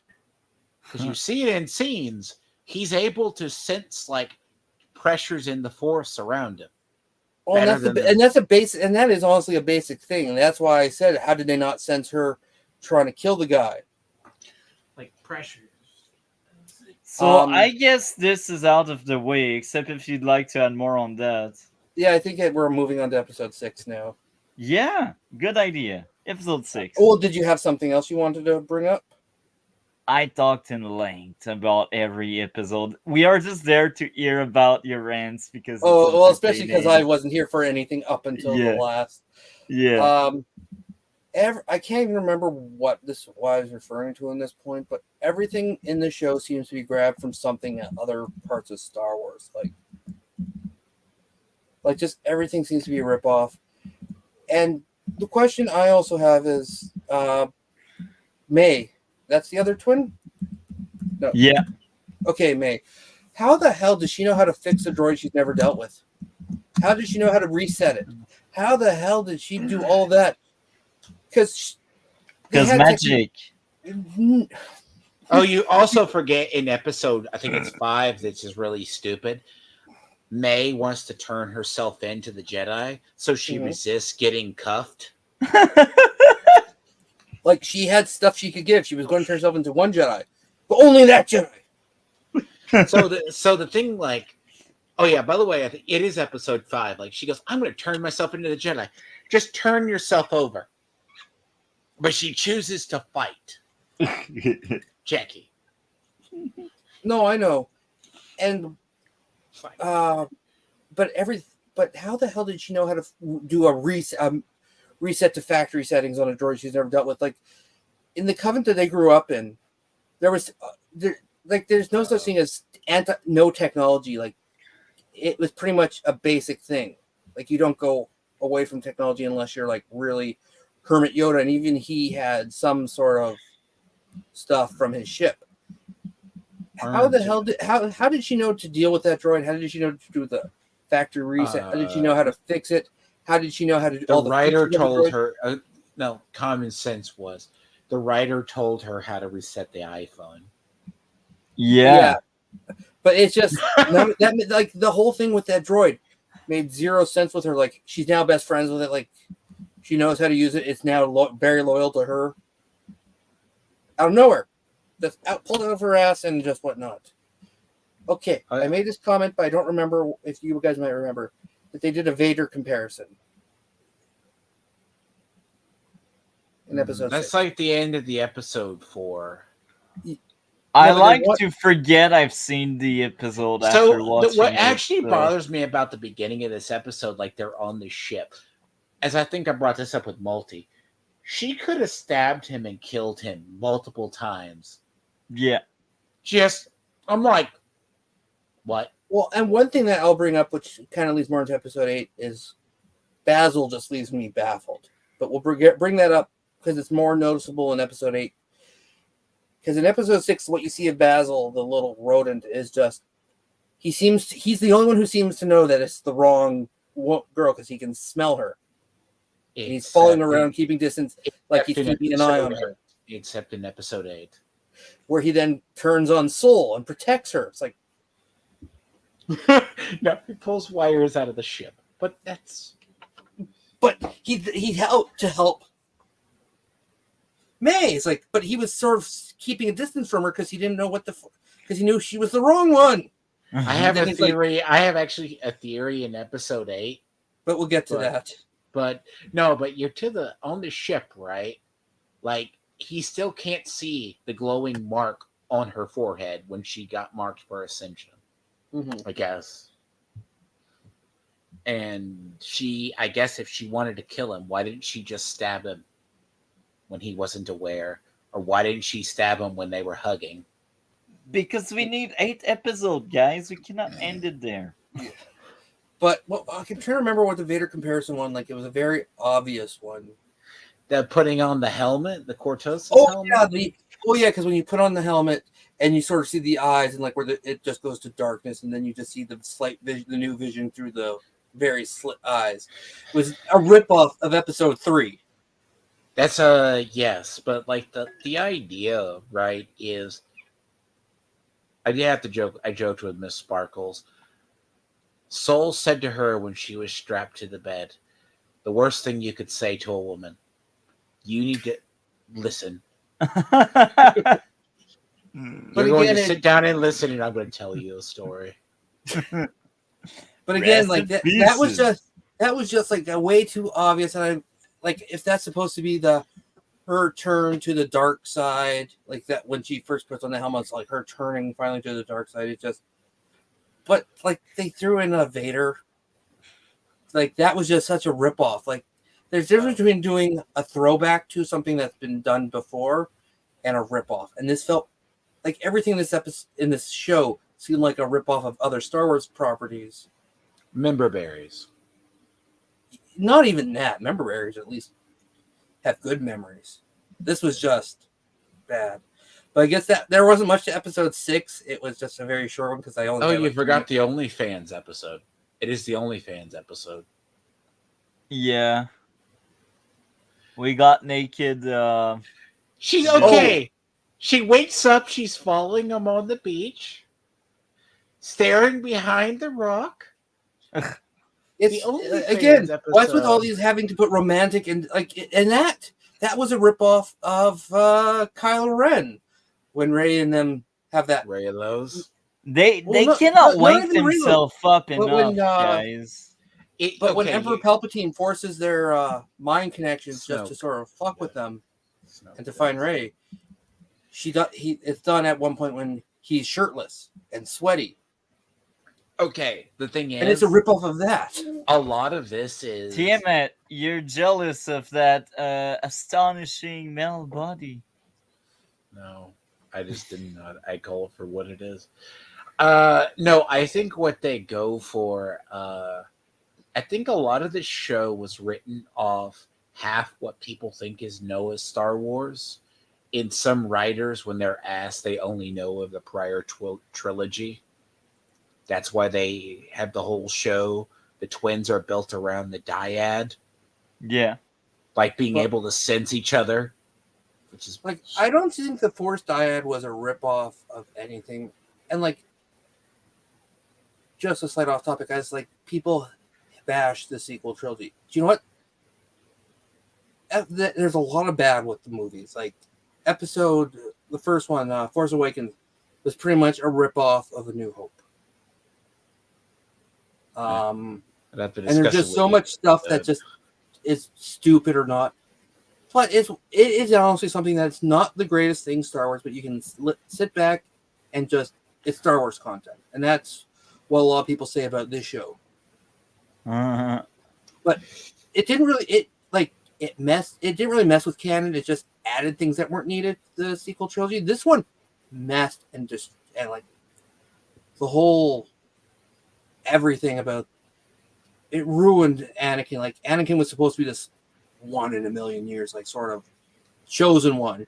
Oh, but there's some witches in a backwater planet just do it willy-nilly. Like, there's the whole thing too, like it's with this series, which is strange. It plays with a lot of concepts, but I would have to discuss it with you, Mandalore, about the ideas. I think The Force Awakens in its concept was not bad. A lot of us thought it was going to be the prophecy of the Greys. But Disney decided to drop that. Okay, I'm bringing up something at the end of the episode for episode 7, and I'm going to share my screen just to show a big thing. Or you don't need to, don't show it 6? yet. Do you mean 6 or do you mean 7? 7. So we are into 7. Great, amazing. Yeah. But it was, again, waste of an episode. I agree. And the whole this is the episode that referred to them as Night Sisters and witches, because Night Sisters are witches, and there are more witches. Carrie Ann Moss character refers to them. It's either witches, Night Sisters, or witches. But they still refer to them as Night Sisters, and the whole comment about Night Sisters don't raise kids is bullshit. They raise kids, like Asajj, the boys. Like, even though they're put off to train, they're still sent and used by the Night Sisters. The Night Sisters raise their own to become witches. Like, this is like, again, they seem to know nothing about the show. These are not Night Sisters. Night Sisters' magic is green, not black. Okay, at least Ahsoka got it right. Oh, Ahsoka did wonderful. Ahsoka got that right, even though they made Elon Musk look like Thrawn. You know what? But he was supposed to be aged, and like he should have been. I don't think he should have had a stomach. He should have been more skinnier, because if he was living in the middle of nowhere. But I don't think that show is bad. I know a lot of people call that show woke because a lot of them don't know about Rebels, and so they don't watch the cartoons because cartoons are for kids. But it wasn't a woke show. It was I find it very well done. I love the show. I can't wait for the next. Rebels was actually good. So. Rebels, my biggest issue with Rebels was the lightsabers. I don't like that that skinny blade. I like the classic, a little bit more chunky. But like 7, like my thing in 7, it explains, but they know they're witches. Like they know them. And back to what you were bringing up around episode 2, I think, or episode 3 was Kelnaka. How the fuck did the Padawan be able to... Because we know Wookiees can rip arms off. They're strong. Kelnaka had him pinned against the wall by his head, and he was able to stop the Jedi's blade in feral mode with one hand. Let me be generous and say it was that fight that they're thinking about it. Maybe Kelnaka was trying to resist control, so he was holding back. There's a theory on that one. Well, no, that's not the defense I got for that episode, and I'm going to bring up because I'm now. I want to say because there's that one part because it's supposed to be from the side of the Jedi of what happened. Because the idea is they go, yeah, they're all here at a Divergence. And they go, there was a hyperspace disaster. That's why they were here. It made more sense how he found the Coven. Another point I had was the Zabraks don't have pointy ears. Like, I don't know why they gave her. And I looked up that, and like before I made some of these points, I made sure to look up research like female Zabraks. Do they have pointy ears? And they don't. I looked up, and there's even like Iridonian ones, which are the non sort of normal ones. They're the more light-skinned ones and whatnot. They don't have pointy ears. Now, what I want to bring up with this picture right here is that the scars do not match. Like, this is why I taught. This was my first time. Like, even before I watched the show, I saw this. The consistency. The scar going from forehead to his eye is a straight down. Yeah. There wasn't enough years for it to start. Like, if he was a bathing god, how it ended up curving could make more sense. But this isn't like 40 years where it just, as your head develops, it changes. And it wouldn't stay to the forehead. It would start not being in the forehead. That doesn't add up. Like the one that goes around the eye, like to the nose, that one sort of does. And then the one that goes slightly across at it is now moved down. Like there's scars where there weren't scars. Like the scar on the cheek. I wish it does show. The scar on the cheek here was not connected. But over here, it's one long line. This scar, where the hell is that on this? Because this scar is this, and it didn't touch the eye as much. Now it's moved up. Like the consistency which I'm talking about, like it makes like, and it looks like there's a slash in his eye. His eye was never that bad. And like that one could be defended just for the whole fact about the his eyes closed, so you don't necessarily see it, and damage over time that it just sort of. But everything else makes like all the scars here do not add up. That's true.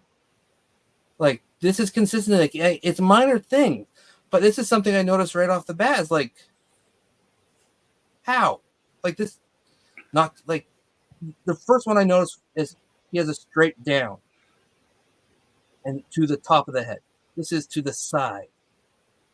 It's like also, his face. It's kind of like his face was smashed differently into the wall. Well, like, or just different attacks. Like this was, and just the makeup for this, like the whole balding thing, like baby face old man. Like none of the other Jedi aged that badly. Like Soul got longer hair, but this is just. Look, there's like consistency. Like it's the minor things, and the one thing that people fight me on is the going back to like the fire and the brick, plausible deniability. There has to be some realism that brings you into the show that connects it. Like, yes, lightsabers and mystical and force and whatnot is not real. And it's a show, it's not real life. But it's like the real things, like magnet and metal, like with Anakin when he got in Clone Wars, when they were attracting all the metal and his arm got stuck to the ceiling. It's the slight small things that are brought in from reality which make it more easier to get lost into. See, I have to bring this up too, because apparently it's mainly new Disney lore. Sabers spark. Well, and the biggest issue, and I understand, and I agree with it, but it's also that lightsabers don't always kill now. Like Sabine surviving getting stabbed in the gut. Well, that's kind of different because the idea of the sparking lightsabers, let's say two lightsabers meet, you hear like the crackling, like they're actually. Like, or let's say they go off something. Like, apparently it's only been in recent certain lore or the show that they go with the... Yes, Darth Pause. Yeah. The show was atrocious. That's actually in my notes multiple times that the acting was atrocious. The idea, even when they're fighting in episode 8, it's more apparent that I didn't think about it. I was like, someone pointed, I'm like, I've never seen sabers like spark against like a wall, like a flint. Updates in FX and technology, because like when you hear here, I'm going to do an example. Let me just give me 1 second while I set this lightsaber up because it's the easiest to change the blade. They've never really showed them crackling before, but they made the crackling noise. They made the crackling, yes. I think it was just they made it to go with the noise because back with the first Star Wars in episode, it was never really a thing. You knew. So like, where's the button? Your saber is cooler than most of the sabers in the show. But you sort of hear that sort of like, it makes a little crackling noise. This is supposed to be when you're fighting with someone and there's two blades connected. It makes a crackling noise. I think that's just them throwing a little bit more. Well, we can now because we have the technology. Let's do that. I think that's mostly what it is. I don't think it's a huge thing.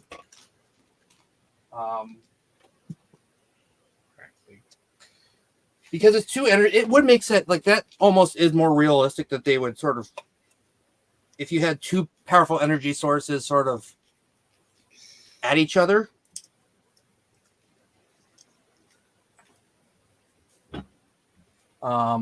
Yes, pause. I don't think it's a huge. That I don't think is a huge issue. Well, okay. You don't even. It's not even brought up because there is a larger thing with sabers. How it works. Hot sabers versus cold sabers, but that's an old discussion that's separate. Because that's how they've said that. Like, if someone got stabbed, they would die instantly. Because there's this whole thing, a saber would cauterize the wound no matter what. Like, the hot or the cold. But that's kind of like, that is a separate thing. Well, that's more going into details and more sciencey, like if you stab. But cauterizing might also prevent, and it's just, that's just more of a... That is a preference of just in the lore. There's the Disney's kind of revived that. Yeah, and that one is not. That one is kind of something like it can be bothersome, but at the same time not. It's just what they choose. But they've been choosing too much to like, because you can survive being stabbed by a lightsaber or like. There's people who you see a slight slash across their chest, not even like deep, and they die. And then there's some who get the giant slash and they walk away. They're in pain and suffering. What's his name? Dlord. Dlord got slashed, and he walked away with it at first. But in some other things, you see a slash, and they're like dead. Just the end. Just down, gone. Yeah. So like that, but they've been switching more too much to the whole thing. So. But yeah, this whole episode was just garbage. Do you want? And before we get in, it was just a waste. It was just like, we have to do 8 episodes. Yeah. Do you want? I'm going to be right back before we go do the big episode. Yeah. Well, I will let Dlord start on episode 8, and I also got a lot to say. Well, a lot. Well, I have nitpicks, but yeah. All I say is don't talk about bleeding or Yoda till I get back, please. Okay, perfect. Because I've got a shit ton on those two. Perfect. So, Dlord, apparently we are now in episode 8. What did you think of that masterpiece? I actually had to. It was actually so bad.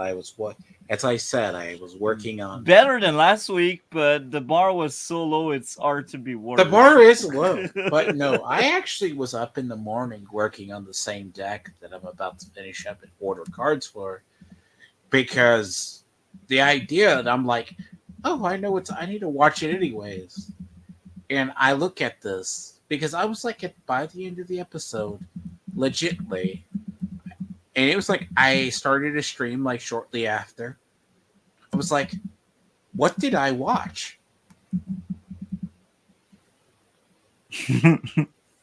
I did like a review / whatever. And I was like, this show makes, because I broke it up partly into a review, but I also said, this doesn't make sense what I just watched. And the writers forgot that the 7 episodes prior. We'll plug in. It's It's It's StreamYards. StreamYards, yeah. It's so basically Dart Pause.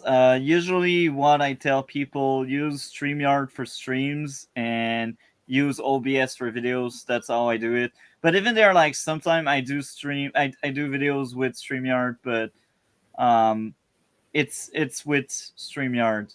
OBS is give you an idea. When I do game streams on my channel, I use OBS. OBS, you can integrate a YouTube panel, but Yeah. StreamYards is better for discussions like this because you can highlight comments and stuff like it. Yeah. OBS, you have to add panels, but it's better for video recording slash Gaming thing. stream.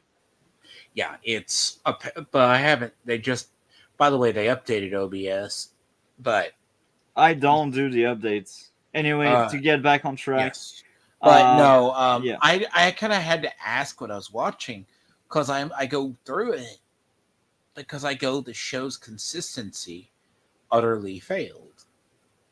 But like, even when I do go over it, like I say, OSHA became May, and May became OSHA. Because it starts off right where the last episode kicks off, where she puts the helmet on, but except she goes into a force vision. Because it goes back that I guess her true nature is the dark side of the force, because that's what she is. Because of the witches and the nature used to create them. And it's like, oh, she has a vision of her sister using force choke on Soul. I'm like, okay. But then you have this weird, stupid thing where she starts to do the whole thing of she starts choking her or has issues in the helmet, and then Quamir has to pull the helmet off. So they have to follow and go to the planet. Then May is getting interrogated, and apparently the droid that can do everything freeze, mechanical lock on the cuffs, then right as Soul's about to explain, gets tasered. Then she makes her way to the escape pod. This is episode, like I was looking at this and doing, I'm like, what is this? Then the tracker to stop May from getting run over by the ship. Oh, by the way, lest I forget about the asteroid planetary belts. How do they work? No. Saturn's rings are not boulders. They're pebbles. But then I'm kind of like, why did the tracker suddenly... He was able to smell her outside the ship and then goes and pulls wires, which causes the ship to have a car wreck in space. Well, and yeah, don't ask questions. Just consume product. And that goes back to the whole thing about he seemed cautious and didn't want. He was keeping an eye on her because she was the bad guy, and then suddenly he's like, "Oh, I must defend the bad guy." Pulls the wires. I was thinking to myself, he read the script, so she can't die in space. But then you get down to where it shows how she survived. She survived like Luke did because he didn't fall through. He got sucked into a reactor vent. Member that was horrendous. Member berries. Now, I actually liked the Soul Quamir fight.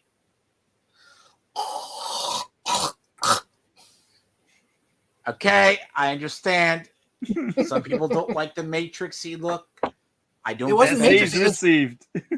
It wasn't Matrix. It was Crouching Tiger, Hidden Dragon, like the whole gliding down and then gliding to the side, and there was no real attacks. Okay, it was at least decent. Okay, but like the whole thing of, but yeah, like part of the thing is, before I forget though, the door was broken from upstairs. She could hotwire And she goes, well, you can climb. Like, you forget the whole deal they made to get to the planet. And then he just climbs the mountain and he's like way up there. So I guess he teleported. He became Batman suddenly. Normal things going on, you know? Wait a Don't second. ask question. He became Batman. The original reason she was upset and was getting revenge was for killing her family and killing her sister. But the fire started because she was going to kill her sister because no one else could have her. Why is she upset? Was it that she was upset she didn't get the kill? Like that, I just thought of that. I was like, I'm not even too. So part of it, when they actually confront each other, she goes, well, they soul lied to you. So Osha forgot her sister trapped her in the room and caught the building on fire.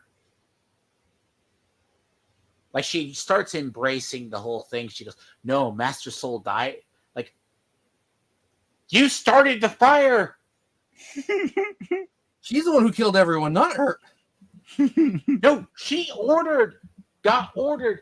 Horned Mommy said, make sure your sister doesn't leave. So what does she do in the prior episode when they show in the flashback? She breaks the controller upstairs, then announces to the coven, no one's leaving. And then she starts the electrical fire because apparently she forgets how she starts fire and figures why May is that. So the sisters have this weird, yes, there is zero consistency in the characters. Suddenly she gets the urge halfway through this episode to kill her sister. Again, for the 6th time. Okay, well, great. That makes sense for why things blew up. But electrical fires were not spread on stone ground and stone walls. There would be a fire and it would be contained. The stone would not be all charred. By the way, before I forget, on the prior episode, they wanted to say like the Jedi were bad because, yeah, you have a forced dark side person who goes into like a dark side shade mode, looks like a demon. Yes, and your learner next to you is getting attacked. You're going to stab it. But you get halfway through this. There's a little like slow-mo fight, and then you go back. Then suddenly, Vestra basically shows up. Then there's the foreshadowing. Well, you're going to pay for what is done. No, they're not here for me. They're here for you. Quamir read the script. And I go, you're going to get blamed. Souls didn't get blamed for the death of everybody.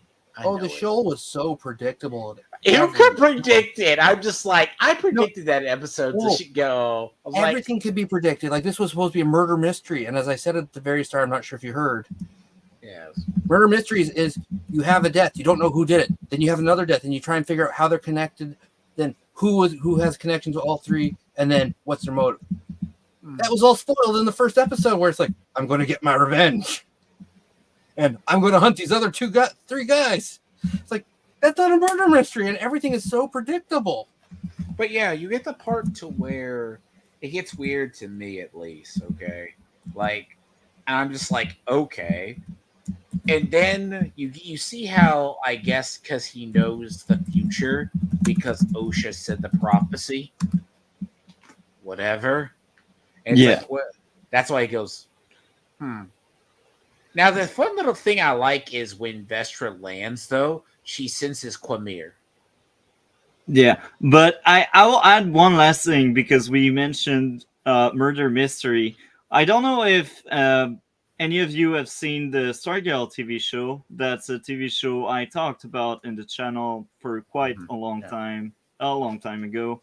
But the final season was a murder mystery, and it was a very good one with very strong twist. And this is like the formula people should use when doing a murder mystery. So when I watch the Acolyte and they tell, oh, it's a murder mystery or something, I'm like, is it? because I feel like they kind of missed the mark. Like we know it's like the bad guys, like it's either Mai or like we actually see Mai deleting people, and we know there's a bad guy with a red saber. So where's the mystery there? Well, yeah, and everything was so, and also there's supposed to be some sort of surprise. Everything was predictable. Well, see, you get to before the egregious part, right before the not bad couple leave the planet. Plagueis is. This scene was so shoehorned in because Lindsay Headland goes, I want a couple of weeks prior or so, was like, I want to do something with Plagueis. It's been hinted for weeks. So it's like more than 3 or 4 episodes.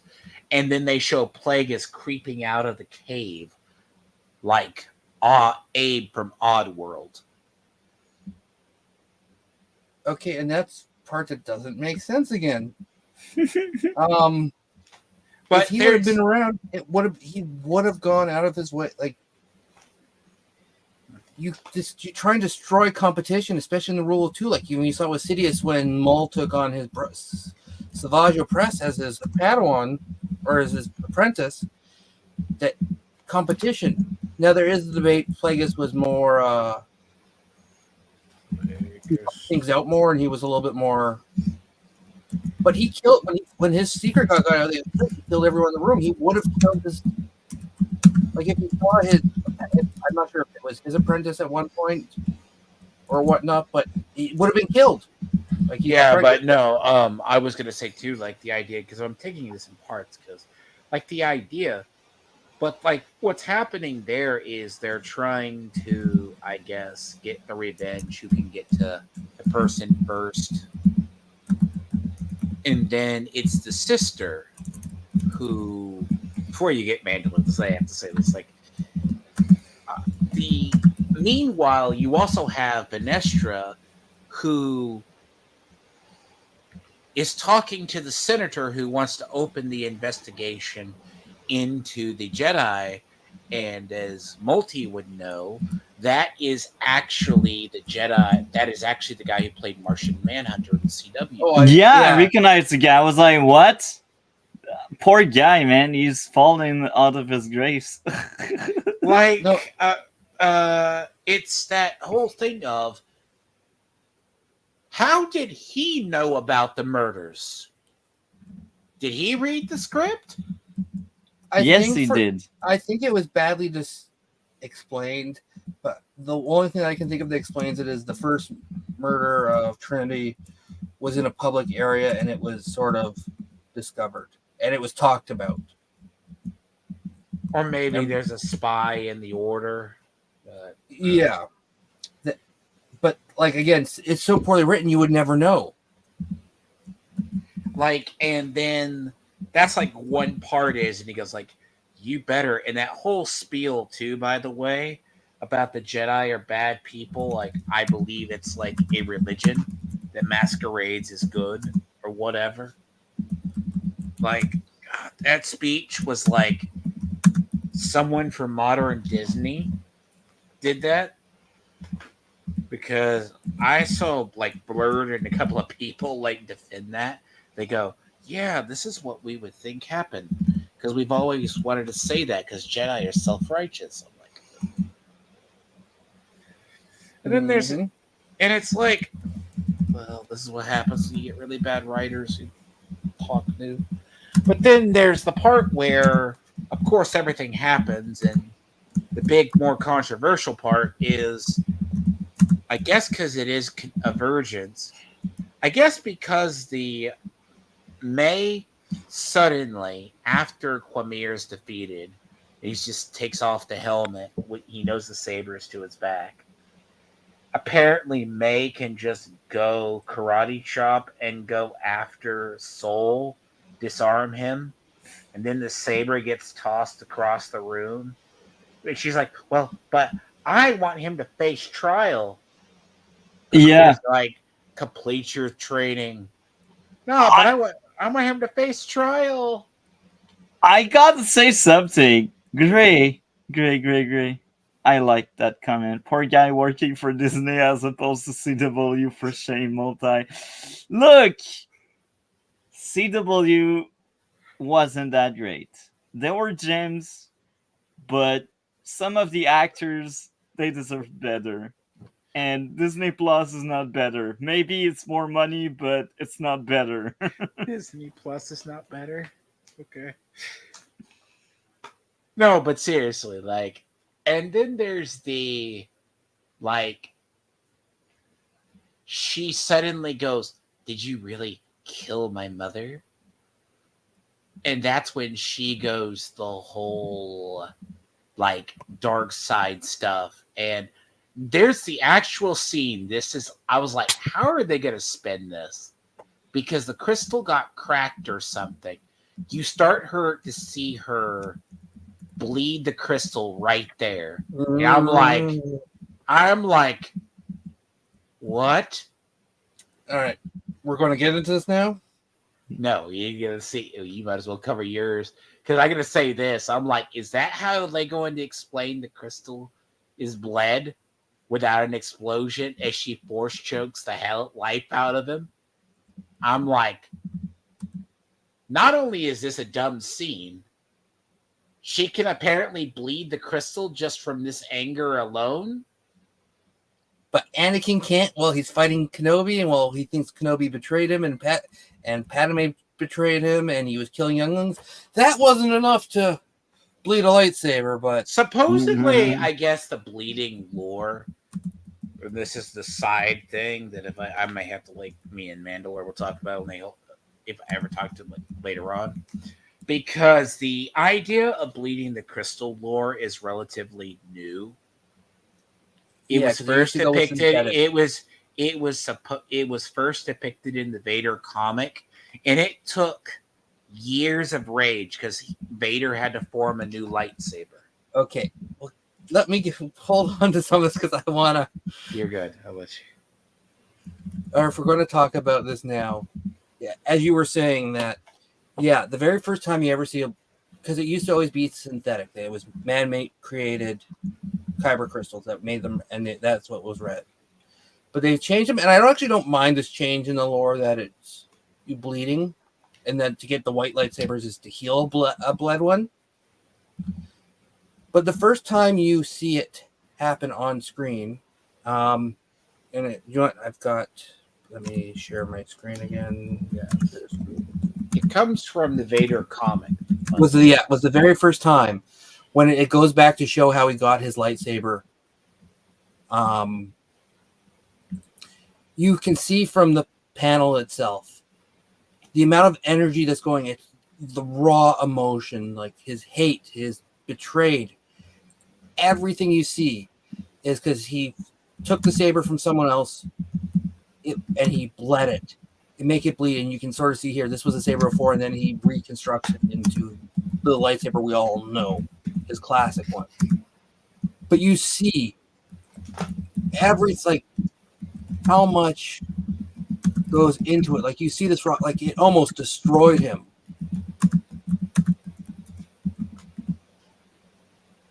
And that just shows you how much energy goes in and comes out. Like, not only was he putting everything he had into it, but you can see the power coming out of it, which is his cape and his armor was a bit destroyed already from the fighting and taking on the Jedi. But you just see that's not something that's comfortable.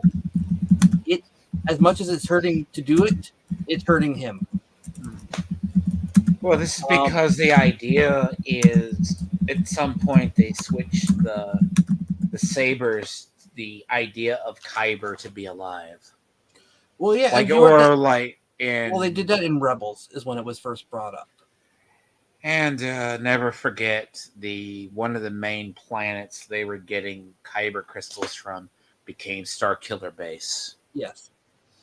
But so you see the very first time we ever see it on screen, or not on screen, but the very first time we see a bleeding of a crystal, you can see the power involved in it.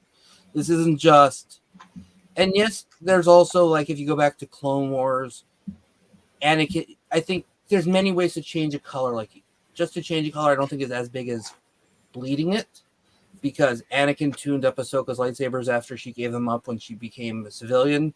He turned them to match his blue from the green and yellow.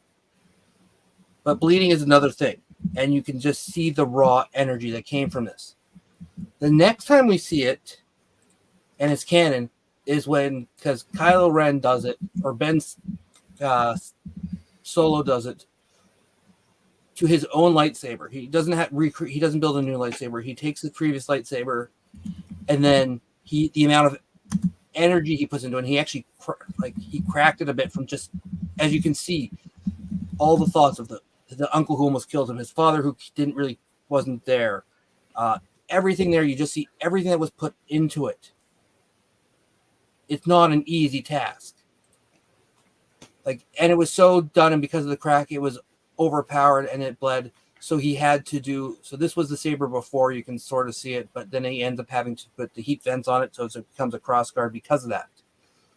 But once again, you see the force involved and the power going in and coming out. The next time we have it, I don't necessarily have.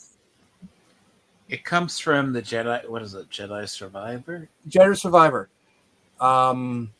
Here, let me change my screen. Comes from.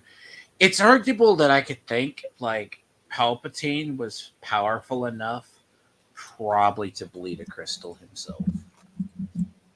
Would not doubt it. It's just never shown. Okay, but supposedly Palpatine could destroy a planet with force storms. So oh yeah, but he was powerful enough. Take it for what it's worth. If you, I'm going to mute it because you don't need the audio if you share the screen currently. I've got right at the point. Again, and as you, one thing to notice with the Vader and the Ben is they had to take the crystal out. And as you see here, I muted it so there. Well, don't worry about copyright because I took the audio out. Okay. Let me mute this on my end so I don't. You see, he's talking about all what his betrayal and everything. You saw him put a lot. He was it was longer than that. And you see the little bit of force and the burst that comes out, pushed Cal backwards. So even in a little bit of a more rush thing, the first time we actually see a live on-screen version, we still see that there's energy involved. Yeah. That alone would have been. Now that's. I'm going to share with my screen one more time. Oh, not present screen. If she did it properly, if it was an actual proper force, kyber bleeding, you would have seen it like what happened here. The lightsaber hilt, because they're both pulling on the lightsaber. Kyber crystals are quite dangerous if mistreated and whatnot. And the force she would have been putting into it would have caused some energy burst, which would have blown up the lightsaber hilt in her hand. That would have happened. Now, the only thing that I could not it would not have happened like this, where, especially not while she's using the saber, and you can see she's not even sure what the hell is happening here. Like she's looking at the saber, going, "Huh? That's not a bleeding." Because you see the bleed. The problem is why I say it. There's a small scene that I think was edited back in later. Was the fact you could see the crystal start turning red. Now the only thing is, I was like. So if they were going to explain this, they would explain this as she was torturing him and it caused in the crystal. And I had a discussion with Mandalore about this on the side too, about wouldn't it be because she was choking the crystal's owner so she could get the extra force? And it is a virgin, I was thinking. I think you're overthinking things. Like I don't think that the writing is that knowledgeable about the minute things like that. I think they wanted to do a cool scene Whereas like you see her switch over. I think where she got the inspiration for this was from what was the Star Wars anime? Visions. Because there was one of the first vision scenes there was where, which was in itself is a cool idea, but that's not lore, is that the lightsaber's length, power, color, all bases on who you are. It's a living connection to yourself. So if you don't feel confident in yourself, you're going to get a tiny blade, if at all. And depending on, and it even goes back to what the original sort of lore with colors was. Each color had a specific meaning, but that's kind of been erased, but not been erased. And I think I've had that conversation before. But I think that's where the vision it gets erased because bear in mind Yoda's lightsaber is pretty. There's no set lore technically for lightsaber colors. There is some basic idea that it once was for positions within the Jedi. Like all Jedi temple guards have the yellow staff. That is a part, and so and I think and it was more, especially in the High Republic area, and I think even in Old Republic, it wasn't a set. It's not a set rule, but it was more of a guide, depending on what your role is and what your job is. Sort of set your color, but it's not you have and to. And then there's the weird rule too, and then I guess because Samuel L. Jackson supposedly wanted a purple saber or something, but it's also because Vapad is also a dark side. It's a forbidden one. It's not forbidden. It's harder. I thought it was forbidden for him to teach it. That it was something he wasn't. It's a dangerous. Because it requires the tapping into dark code. Yeah, that's why he could fight Palpatine. That's why he could reflect light. And they actually, and even though it was explained later on, like not even in episode 3, it was explained through publications and discussions. But yeah, they made it. They did explain that the purple was, because you don't see it often, and you do see it in more custom stuff, but you never see a lot in actually lore. Because the other, when Vader goes to attack the temple, the Battle Master is also Vapad as well. His saber is purple too. Yeah, but they actually made a good explanation about that. And back to Grave, what did Lando do? I think it was just no one gave him the attention he needed, and he was convinced that they all betrayed him. Is what I think it's mostly about with everyone there, because I don't think it's hard to say. And I think because Lando was also good friends with his father and his uncle, and both of them sort of betrayed him. But you saw the energy put into it, and with Osha here, she doesn't even know what she's doing. And I think the whole thing of the cracking of the lightsaber when it was damaged was specifically to show that the Kyber, it didn't do anything to the Kyber. I think it was just so you could see the Kyber rather than doing an interior shot of the zooming in on it. Ignore the whole fact, by the way, that the saber just shattered on the ground like fucking plastic. Yeah, yeah, it still works fine, but I think the whole point of it breaking was to expose the inside, nothing to do with lore or being, now that it's cracked, it's able to. I think it was literally just to open it up to show the color change.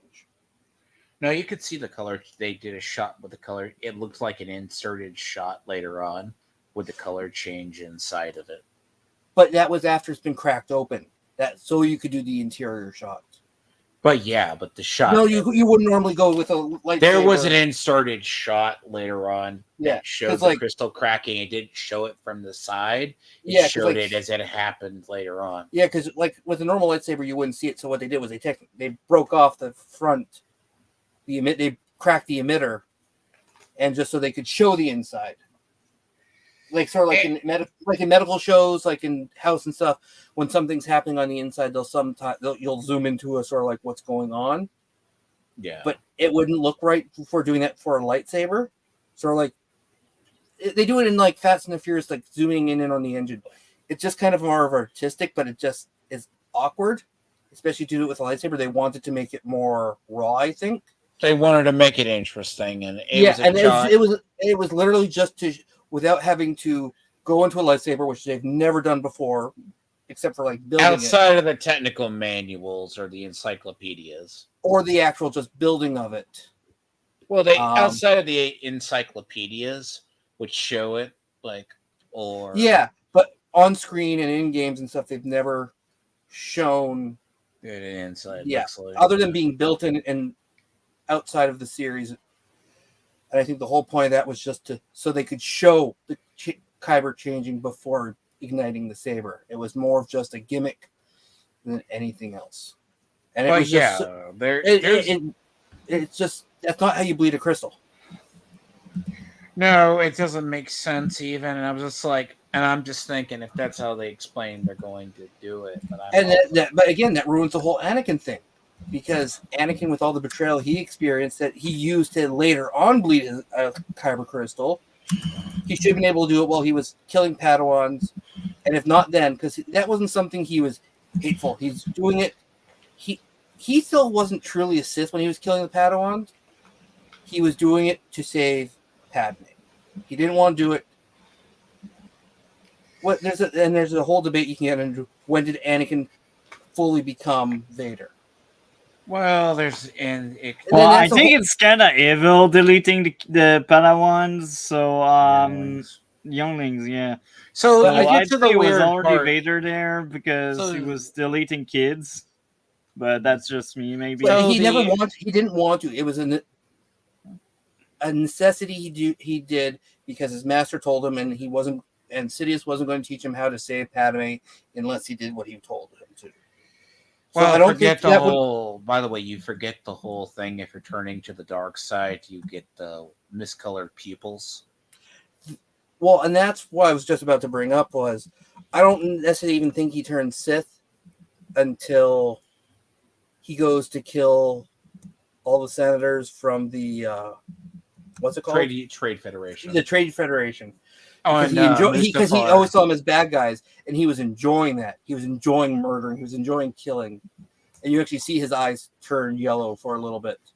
And then they go back to normal for a little bit, and then they don't go back till he's died. So before we get that, so after this happens, because she starts to draw the saber out, then you see the blade slowly turn red. You're like you'd see like a finger, right? Because I'm just like Disney. This isn't how this works. And then she goes, they're going to kill you both, right? And they go, you need to leave. And they turn around. She's going to strike down Quamir. Quamir's done the Batman thing, and you're already fucked off. Well, yeah, and it's just a point I heard from, I think it was Stupendous Wave, is because of the whole creating life and whatnot. In canon, it was never brought up until Plagueis and Sidious. Well, that's because Plagueis started fucking around with stuff, and then. But the whole point is that couldn't be known, and even though Plagueis was around, he didn't know about that. So the whole point is the whole story of the Acolyte means nothing. Everything will be done and erased and hidden away because they're never mentioned again. It's never brought up. Sidious would have brought it up that Plagueis learned it from these witches. No, Plagueis was doing years and years. That's pretty much all he did. Was once he got Palpatine as an apprentice, he pretty much all he did was research. It started under Tenebris. Oh yeah, Tenebris sort of started it, but he didn't really get as far into it. But again, part of the reason why he got called Plagueis was because when Tenebris died, he had infected him with a virus. But again, this whole story has to be buried and erased. Because Sidious in the book, I have the book, it would have been mentioned in the Book of the Sith. Because Sidious made notes about predecessors. And the fact that it's not mentioned in that at all, and just ever in anything lore, means that it was hidden. Which means the whole story is moot. This is a pointless show. Yeah. And the whole thing, too, it gets weird because they go meet under the tree as they start to go away. By the way, there's also the scene before Vanestra goes to the planet. She tells the person, the one Jedi, bring enough Jedi not to cause a stir. Oh, and actually, this is where she brought like 11 Jedi or 12 Jedi with her, but that's okay. Yeah, and especially in a timepiece where there's obviously crime and stuff, but there's no threat that needs 11 Jedi. But bring them. No, because there's actually a line. It's actually a line. She says, "Bring enough Jedi not to cause a stir." No, but that's my point. Is that something to involve 11 Jedi when there's no threat big enough? Now, here's actually something I forgot about, which is in my notes, that goes back to why this is anti-men. It's because the line of Vernestra says, flawed men. Oh, you're talking when she's addressing the Senate, because it's all, she bases it, everything's blamed on flawed men. Yeah. Also, the design for the Jedi. What was all the horrendous design of Jedi haircuts? I'm gonna be honest. I think a lot of it comes from the depictions of, like, I've heard that the High Republic stuff was not well received. No, and it looks. But I've seen every art I've ever seen from the High Republic. Looks like crap. It looks like ass. Like, it looks like a different era. Like, even Old Republic didn't even look that bad. High Republic was pretty much designed as kind of like a fan fiction. It was It was honestly the starting of the wokeness. It wasn't really. It's not woke in itself, but you can start feeling a vibe of wokeness being entered. It was made for a newer generation with a half of a young adult audience book series in mind. And it's made for the same people who like the Raylos, who just romance and stuff, and it's more of a. It was, and it's not even actually. It's not even woke. It's more of the female fan side of things. It's a very gaudy style that you don't see like in the Old Republic even. And yeah, like this High Republic was definitely sort of stylized by the same person. I don't know if she wrote any High Republic, but the same one who tried to make it. Now it's ignored and it just not brought up by anyone except for people who want to bring up how horrible Star Wars has gotten when they tried to make Obi-Wan Kenobi bisexual. Okay, so I see time flies. So what about let's just focus on episode 8? No. Yeah, okay. I want to bring up my next final thing. Well, we're almost. Okay. Let me say it towards the end. Like, so, and then the whole thing, right? She's addressing the Senate, the tribunal, before she sees Meg. It's because under the tree, right? She basically, the sister's like, "Oh, I'll be used to track you," and see Quamir, because plot demands it, appears right by the tree, yanks the lightsaber too, by the way, goes, "If I can find you, the Jedi can find you." And then the sister's like, "Well, they'll use me to track you." So she gives her sister dementia. But yeah, one thing I will then bring up from that, which is another thing which I love to bring up, is Yoda. No, you don't get to that. I was going to have to bring that up later, because the idea, right, is she gives the sister, like, they have the touching moment, and then Quamir's like, "I'll just erase all of us so they won't find us." Wow. Yeah, and then she is like, "You'll find me." He's like, "I erased your memory of me, but we'll find each other." It's like, what? Like, you're just so what's the point of erasing it if you go see? Wow. Basically, too, there's also the weird scene because when Venestra's talking to the Senate tribunal, she's like, "This was all be done because of one flawed man, and the truth was going to come out." It's like, we don't condone these actions, and it's like, oh, is that supposed to stop the investigation? And it all goes back to her. And we still don't know what her job is. Why is she addressing that? Like, is she not? She's not on the High Council because she stopped Soul from going to the High Council. Well, because I don't know what's the High Council, I guess. Oh no, then you see at the end, like right after, because she goes and talks to May. She goes, "Yeah, you can take the cuffs off." Talks to her in the office, and she goes, "You don't know who OSHA is, but I need your help to track down a former Padawan of mine." Okay, plot for season 2. Do never come. And then you have the whole thing. This is the final shot where she goes, "Master, we need to talk." Yeah, she's gonna bullshit her way past Yoda. It was predictable that she was her master when you see that his back is not a straight line of. It's very clearly from her light whip. She's in the High Republic novels too. No, I know, and she's got the light whip then, but you see when you see his back, you see he talks about being betrayed and whatnot, and you see his back that's got the scars on it. Mm-hmm.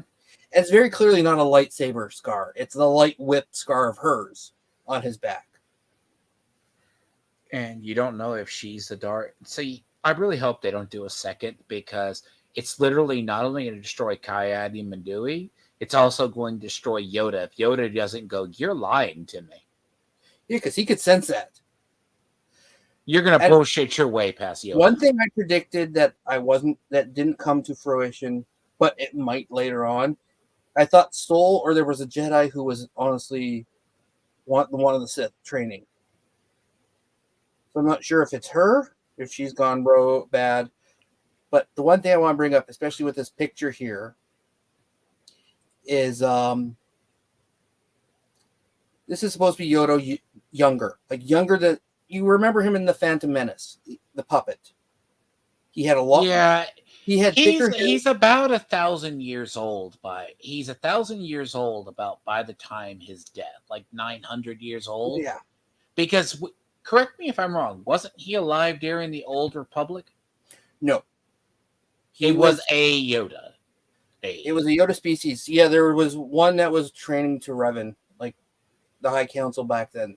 There's been many Yoda species.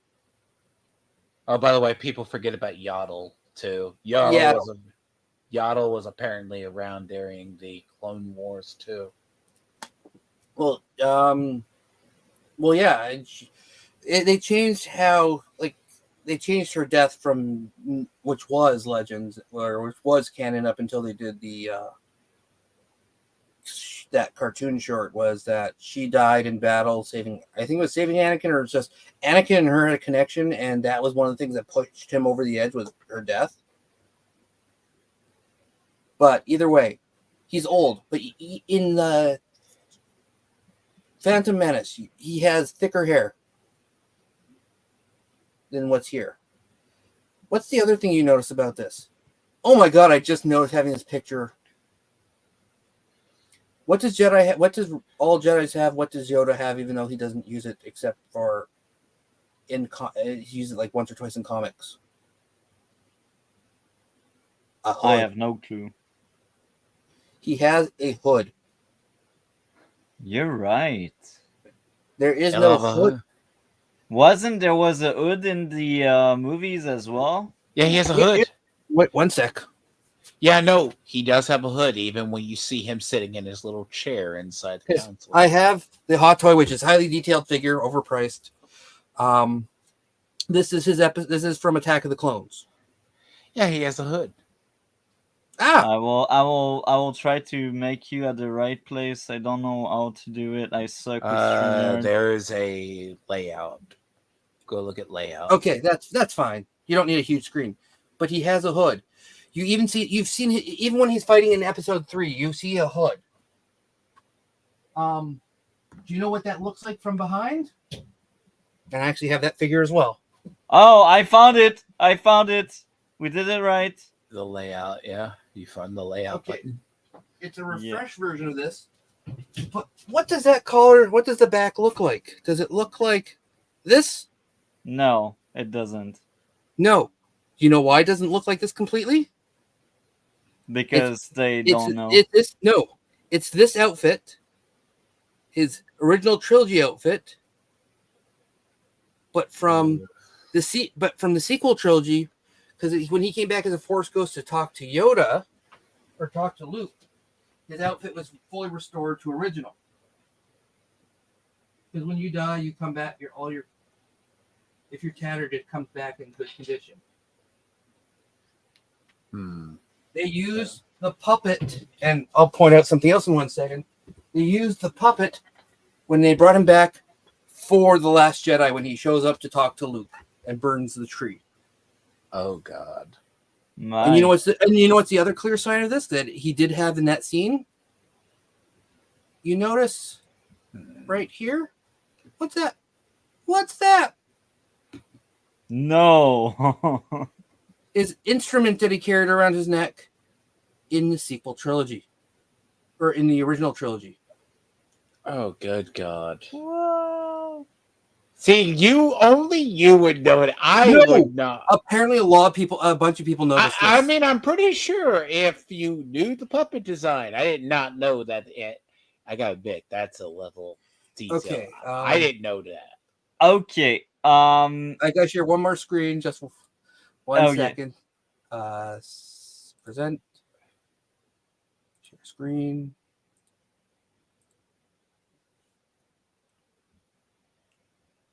This is him. You're right. It's the same outfit. Hood even. He doesn't know it. Doesn't have a hood. It's his hermit outfit, but just it's not in tatters anymore. It's restored. Is that when he lectures Luke on how the woman's right and he burns the book? Well, just that Luke's wrong. But he comes back and he's talking to Luke, and they bring back a puppet version of him, but because he's a Force Ghost, his clothes are no longer tattered. Just like Qui-Gon when he came back to talk to Kenobi, he didn't have the hole in his chest. They kind of fixed that sort of thing. Yeah, that does. And as you notice, even his Force Ghost has his instrument that goes around. Oh, look where it goes! Look where it goes! Around the top of the neck. I've never. They literally just they couldn't even throw on the outfit from the old puppet from the first movie, from Episode 1, or create another hood or another outfit just to do that. All they did was they took the puppet from this movie and turned his back to the screen. Wow. That's how lazy, and they're not paying attention to lore or consistency. See, I kind of heard about this, but not in the details of, because there's a lot of people. I'm going to be honest with you. There's a lot of people who just watched this episode and wanted to tune out. Well, as Multi told me as after he watched it, was PTSD. I'm traumatized, I swear. But look, halfway through reviewing this show, Multi had to admit the show was absolutely horrible and inconsistent. And I was trying hard to defend this show.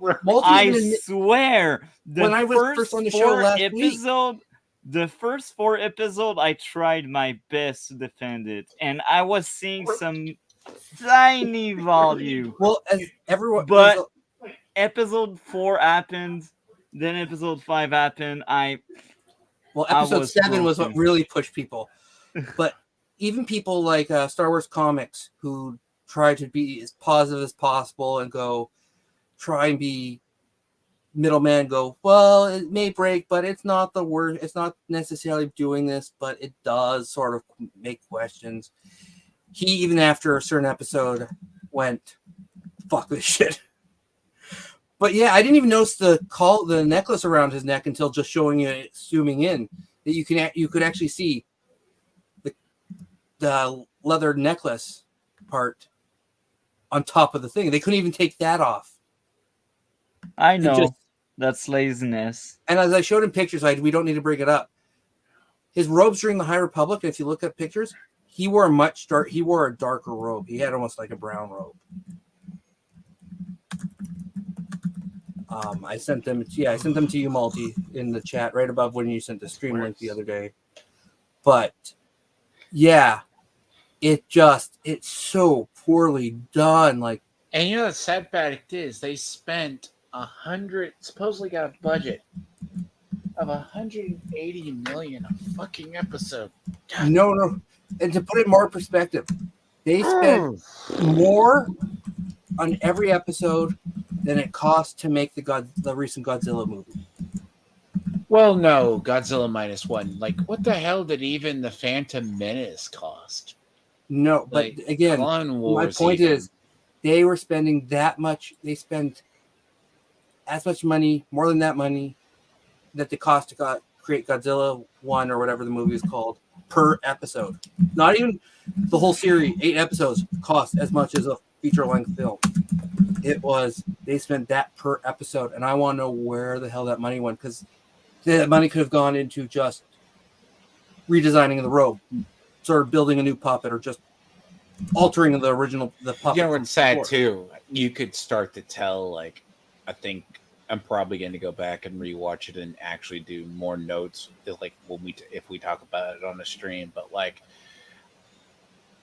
you can start to tell where they were rewriting episodes due to testing. No, I think you can start, because if you go back and look at it, especially in the second half of the season, they started rewriting. You could tell the cover holes. Multi, you know what I'm talking about. Yeah. I gotta say, nope, it's money laundering. Simple like that. Oh, so I will ask the both of you now if you guys have closing thoughts before I go on to talk about my take on that terrible episode. I'll say that I'll let you do, but like, I do believe with this, like, this is literally the series. I think this is like the penultimate series they decided to throw at Star Wars, because there was a series, like when they announced their lineup, Skeleton Crew, Rogue Squadron, a whole lineup of shows. Acolyte has been played up for a great many years. There was a lot of people, Generation Tech, Stupendous Wave, Star Wars Theory. We'll get to see like the lore of the Sith. And that was what it was based off of. And there's nothing more. It was a fart in the fucking wind. The finale was a fart in the wind. And it's not even that it just sort of didn't even cover the lore of the Sith. You would have to go back. Old Republic era would have been better. It's that it shits on the lore. It doesn't even explain. It doesn't even expand lore. It shits on lore that's been set. And this is one of the most expensive series done to date. And it had like a set by episode 4 or 5. This is so embarrassing. They won't release the click-through rates, or quite literally, it had like a 75% fall off. Even the normies and the shill journalists fell off. One thing I will add before we switch on to the other thing was, I think you're giving it a lot of credit that it's rewrites that happen. Because whenever like a show like this or something gets rewrites, it gets actually published that they're rewrite, like they've done that for other shows. The testing didn't go well because they did it for Doctor Who as well. Or delayed. Doctor Who, they did it too. I just did a Google search. There's nothing about rewrites or reshooting. This was literally just written out That's terrible. I think it's just bad writer, because I think this is just a shitty writer who just didn't know what they were doing and just wanted to shit on the fans.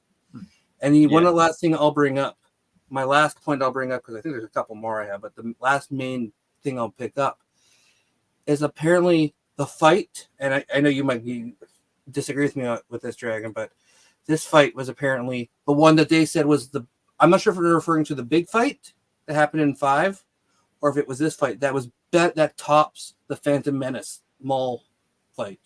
That was 5. They said it may have been 5 or 7. No, they said it would be episode 8, 5. Sorry, or 8. But the point is, none of the saber fights even come close to that. Because the big thing for episode was the first time on screen seeing a double-bladed. Like, it had existed in Legends before that, but this was the first time seeing it, and just Maul looked cool. He gave this, you feared him, and he was cool and whatnot. And just the music alone going with it, like Duel of Fates, is what, other than Star Wars theme, people know the Duel of Fates. There's a big thing too, and I'll say this, you could probably move on to multis, but like, and this is what disappoints me about the saber fights and all the future Star Wars stuff we've been getting since later on. There was a lot more saber combat, like Hayden Christensen and Ewan McGregor at one point would just be in public dueling, like with sticks or swords or mops and stuff. You could tell they had better choreography. Oh, they actually had choreography. There's actually famous. One of the more interesting things is they ask the guy every time who's Darth Maul to perform some of it. He can perform it like a drop of a dime. Oh, at a show, at the conventions. And to this day, and he hasn't been Darth Maul in many years. Yeah, and the last time he was Darth Maul was for Solo, and there was nothing. It wasn't even training, or he didn't do any real training. It was literally just putting on the makeup and holding a saber. Yeah, he could literally recreate it. Yeah, at every con. Yeah. You don't have... Sorry, yeah, you're good. So now it's kind of my go now. I am a normie. I don't know as much as the both of you, so that's why it's so amazing to have you both there. But here are my issues with this really bad episode. I don't have a lot to say because, again, I am a normie. I've seen everything Star Wars, but I have no clue about like expanded lore, extended lore, whatever. I played some of the games, but I just don't know as much as the both of you, so I'm a normie. So here that's more who this is developed for. So you're the perfect target audience. Yeah, and I still think it's bad show, you know. Anyway, my first issue would be going at the speed they go, hitting that many small rocks, they destroy their windshield and die. It doesn't make sense. Number two, have... Oh, okay. Number 2, filler planet subplot with Osha and the villain as said they'd be racing to catch up to Soul, yet they talk and waste time on the next scene together. Number 3, more bad acting. Both sisters' character feel and talk the same because the actress cannot act. Number 4, because acting and character are bad, I felt nothing when Soul died. And I'm sure they wanted you to be sad and be like, it's unfair. Soul shouldn't have died. I didn't give a shit. Number 5, bad pacing, wasting time with filler dialogue in the woods as Jedi are chasing after them. Now, I will try, and it's a very light word. I will try to defend the episode just a little bit. The action was entertaining, more entertaining action, and at least there's something going on. The chase was entertaining despite being dumb. So these are the things I really wanted to get off my chest. Okay. Again, I think last week was far worse, but this week was just so bad as well. 3 and 7, I think, to me are the worst. Well, one thing I will give you is, or most Star Wars ships have shields. Now, with the amount of damage it was taking, you should have seen the shields actually react, because whenever you see ships being blasted and their shields deflecting or just absorbing, you always see that sort of force field effect around them. Yeah, and but here you don't see it. And when you're taking regular damage, the ship should be saying shields are, because you can only take so much damage at so much time, like a constant thing like that. Did you see the damage on the ground when they got to the planet, though? The ship, if you look, the ship, front of his ship looked not burnt from re-entry, but part They of it should have died, dude. Well, when the power was pulled and he crashed, like it should have been the end.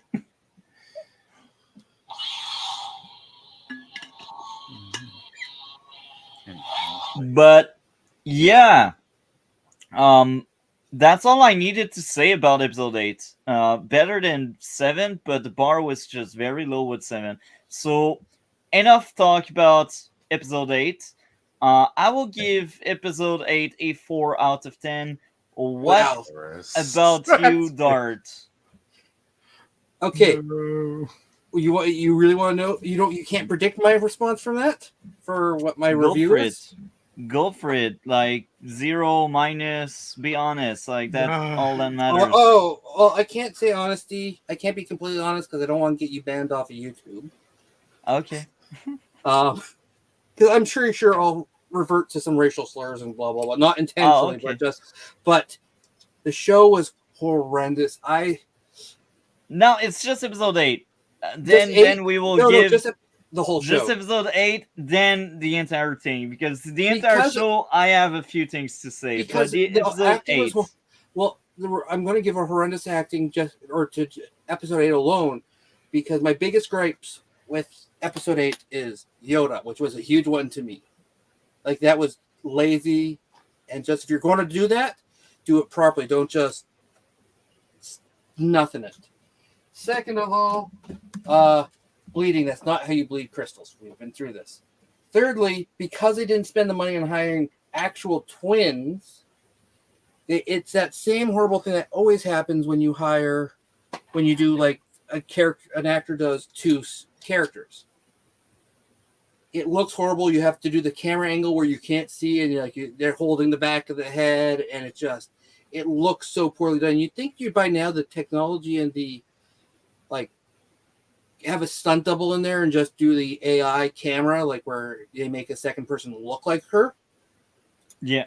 Just to do it. But no, they went for again, this is where I asked where the money went. They could have done that. Money laundry. Her acting range was bad anyways. Oh no, but the point is they've done it for Tarkin, where they brought Tarkin back. They brought young Leia back. They've done this with a bunch of characters. How the hell could they not do that when the sisters were talking face to face? Why did they have to do the whole camera flip, flip, flip, flip, flip? It is bad. No, it always looks horrible. Bad. I hate when they do that because it always looks so bloody horrible. It's not even if you take the child actors and the acting is bad. No, she has her facial animations, even when you look through the series, look bad. Quamir's actor is good for what he is. I feel bad for him being in the show because Master Squid Games, he's his acting, he gets sacked with a bad role. Quamir can at least act. He can at least. Yeah, Soul was just, his acting wasn't bad, but it wasn't good. And I don't know if it was the language barrier.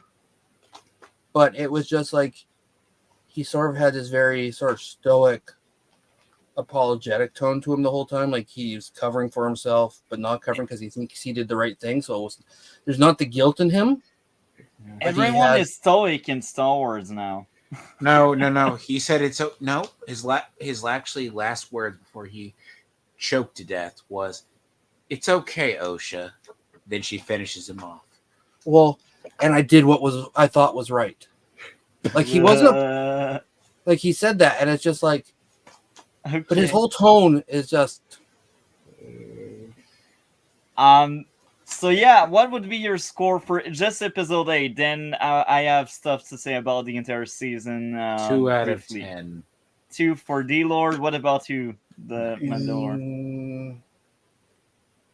Because it sort of has been the death of Star Wars, I'm going to give negative 66. Oh my. Okay.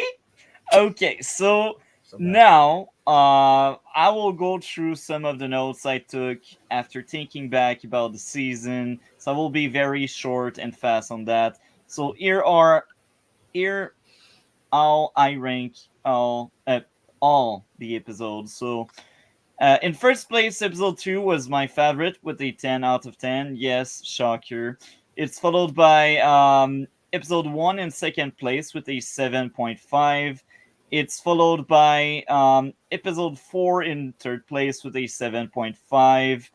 It's then followed in fourth place with episode 5 with a 5.5. Episode 3 with a 5.5.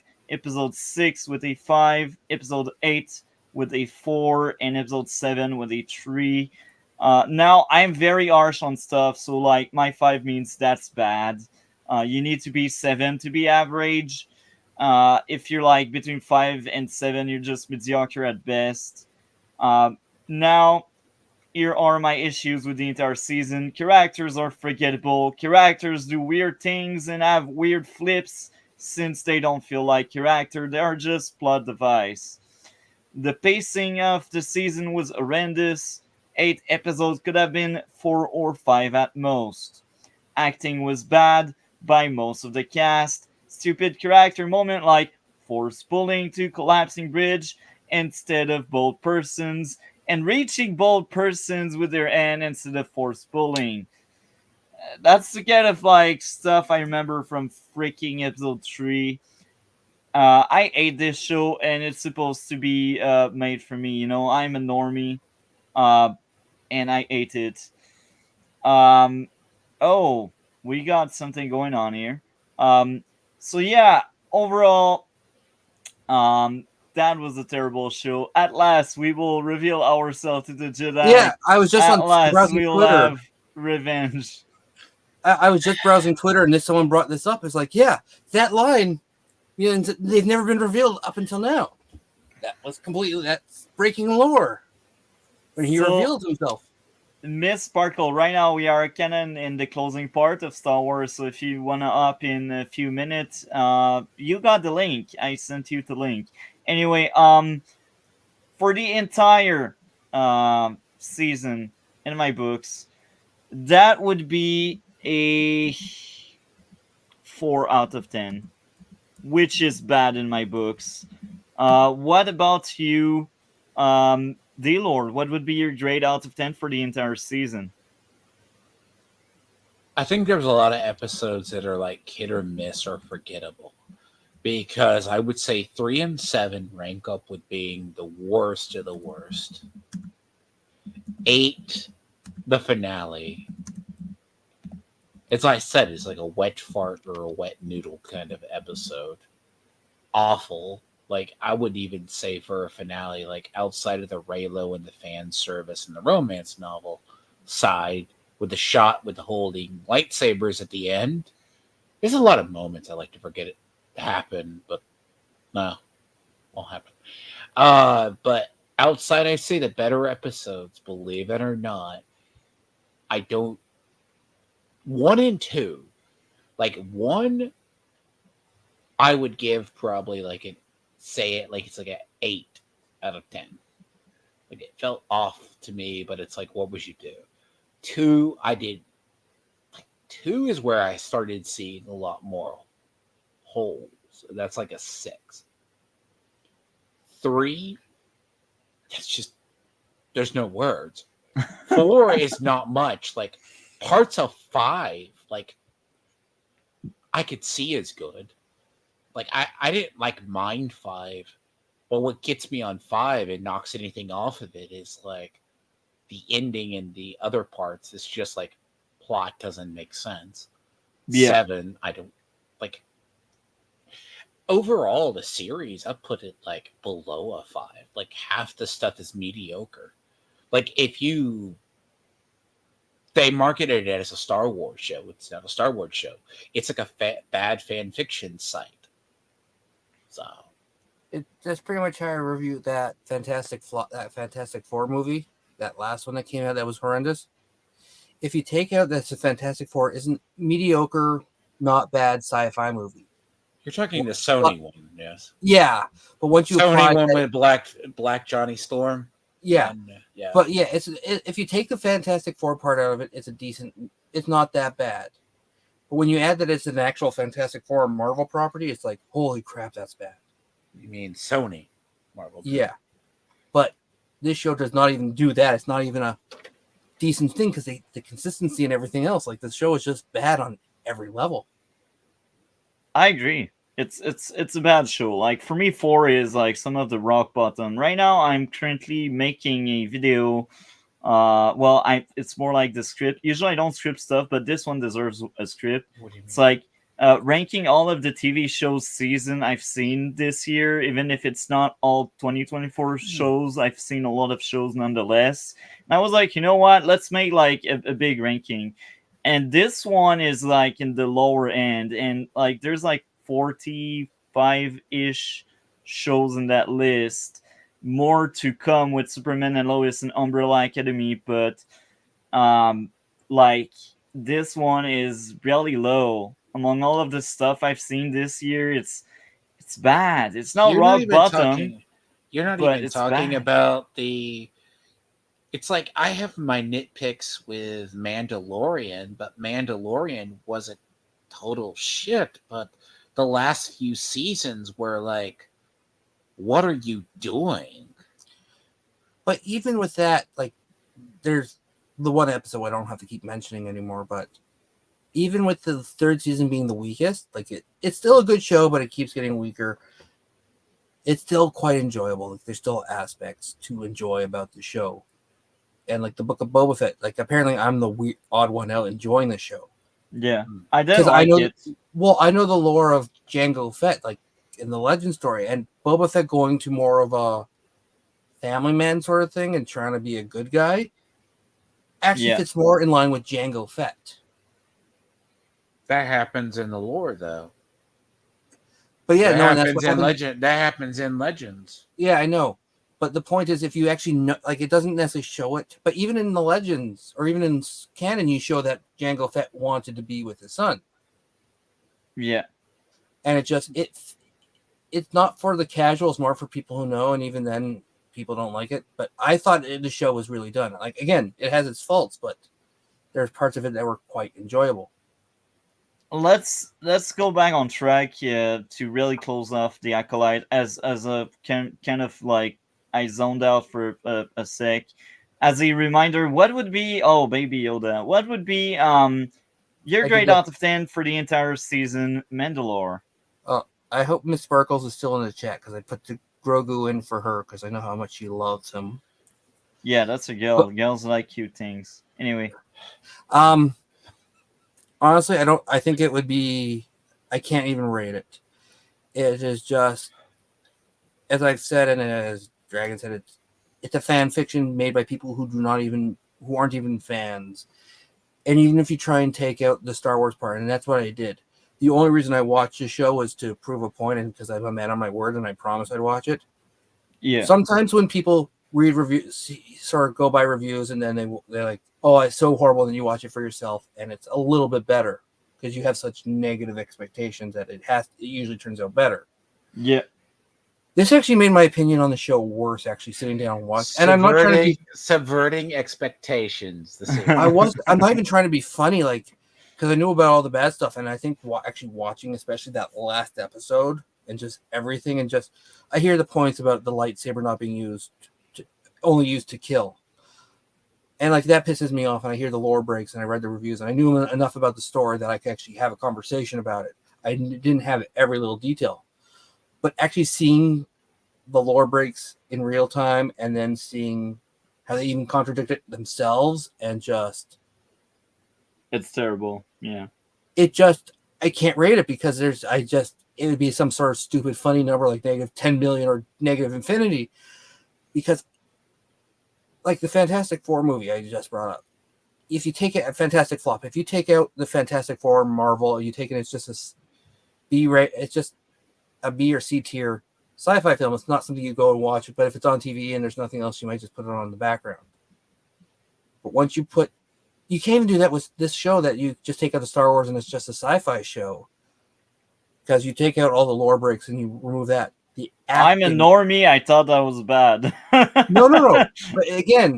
But you take out the Star Wars, you take out the lore breaks. The acting was horrendous. The designs on the costumes were horrendous. The designs on a lot of these things were horrendous. The laziness, the inconsistency between, not even between episodes, but within the same episode that they were breaking consistency. Like nothing about this is enjoyable. The only thing that you can say enjoyable about is it's another Star Wars property, but there's the sometimes mod scene, they were inconsistent, like in the same episode, like with the mods. They say, "Oh, put your saber out." They might see it, but then if that's the case, wouldn't the mod that hatched already attack the Jedi first? Well, and just they forget that later on. Well, no, and just you only Jedi only pull out their lightsaber if it means killing, and then a couple minutes later brings it out to light up an area. Like again, like it's not like you look at it just from production and writing and everything, and it is horrendous. Like there's nothing redeeming. Like this is one of those things like when you get an insult gift and they're like, well, at least you got something, you should be thankful, and it's just something that's actually an insult to you. It's like, no, nothing would have been better. And this is one of those things where no new show right for this, and this time would have been better. Yeah. Like, and I'm not trying to be funny, or I'm not trying to just be spiteful or whatnot. Like, because I talked to Miss Sparkles before, and I talked to you guys, and it's just like, go into it and just like try not to focus too much on the Star Wars part. Just go in and just watch it. Yeah. And I tried that. I'm addicted to canon. I'm addicted to accuracy, and just the lore breaks were so bad that it was impossible not to view it as Star Wars because you were just so insulted by things you've known, things you believed in. Yeah. And like watching the show, if my lightsabers were real, they would have turned red. Watching the show, especially the final. Just from how betrayed you were that this is an actual Star Wars property, that it was greenlit, that it was produced, that it was okayed. And what I've read reports that Filoni approved the show. I think Filoni approved the show, saying it was an okay thing, mostly just so that he could say, look how bad it is at that, and that he is actually plotting a takeover of Star Wars, or he's going to say it. And I don't know. That's just more of an assumption I've read by other people as well, and it would make sense. Like that too, but Russell T Davies. But he's been because he's usually very good with lore, and when he's wrong, he gets corrected, and he's like, "Oh, thank you." Like, there's the whole story about what's his name who plays Maul, who does the voice acting for Maul for the cartoons, Sam Witwer. Yeah, Sam Witwer, yeah. Or whatever his last name is. Apparently something about Maul, and then he went and correct when they were doing Clone Wars, and he says, wait, no, that's not true. This actually happened, so and so, or whatnot. And he goes, oh, you're right. And then he's like, he's not insulted, and he's important lore, and he's written a bunch of the lore in the recent years, because he's the one who's been doing Clone Wars and all this stuff, and Mandalorian, like, he's very good on lore. Like, you watch the Mandalorian and the connections from Rebels and stuff, and in Ahsoka. There's nothing that really breaks, like, other than if you take away the lightsaber thing, which again is the whole topic of choice and preference, and just that's a deep conversation itself. It actually enhances the lore, like the whole Night Sister. Like you question about, oh, she's a Night Sister, but she's not white, and they go on and explain it. And he's been a part of pretty much all of it, and this is just not that. This is just terrible. Yeah, and there's just I don't know how it's like, and there's some people who are less as anal about lore and canon, and just like me. Yeah, I'm the example. But like me and Dragon are a little bit more focused on lore. Like, lore can change and stuff and whatnot, and you can always do exceptions to the rule. But if you do too much, it gets to be shitty. But what was done here was it was almost seemed like it was intentionally done to insult fans. Felt like Halo. Anyway, Dlord, what about you? What would be the grade you give to the entire season? I pretty much give it, if I'm nice and generous, without going through an average, maybe a 4 out of 10. If that's only because the better episodes, because everything it does good, it undoes it itself. Like, I was initially only going to give this show 4 episodes because all the previews for this show were by episode 4, the average Star Wars fan was going to hate it. And we weren't disappointed because this was a series. I don't know. Episode 4 was supposedly 3 was the breaker for many. Well, but I give it very low. The only things is occasionally this is like they threw a lot of money, and when they did certain stuff right that I liked as a fan, it looked good. But then it's undone by plot points that you just want to. Well, and one thing I'll bring up is like some of the stupid things, like the fire. No one said in some of the fire of the ship and the fire of the small things, and even like the lore breaks that are like Anakin. Those on themselves aren't necessarily individually, they're kind of annoyances, but they're not the worst. But like stuff like the fire, I'm just using that because that's a stupid point. I could forgive the fire in space, okay? But no, the fire in space. I just use it as an example because that for the first 2 episodes, it was one of the big things. People weren't even willing to go. Do you know what? You're right, but it's not something you should be focusing on. Just enjoy it. But the fact that the people who loved it, no matter what wrong they did, just defended it. And then when people were criticizing it, the defense was, you're racist, you're misogynist, you're sexist. And this is before the music video. That kind of falls into some of the stuff we will talk about in the video I talked to you about Darth Mandalore earlier. However, we won't do that as of right now because it's late. So but I just want to say that people were defending it and you were insulting, or you didn't watch it, or it's not a real blah blah blah, and they were just so hardcore on defending it. And when you then you bring on the Anakin thing, and it's like they defend it, going, that's not lore break. I think it was so much people who are refusing to admit that there was issues with the show. Just made the small issues so much worse. And whenever you talk to someone that people would defend, going, oh, you just hate it because of fire, you're not giving it a chance. It's like, no, that was their jump to. They couldn't defend any of the other criticisms about the acting or anything.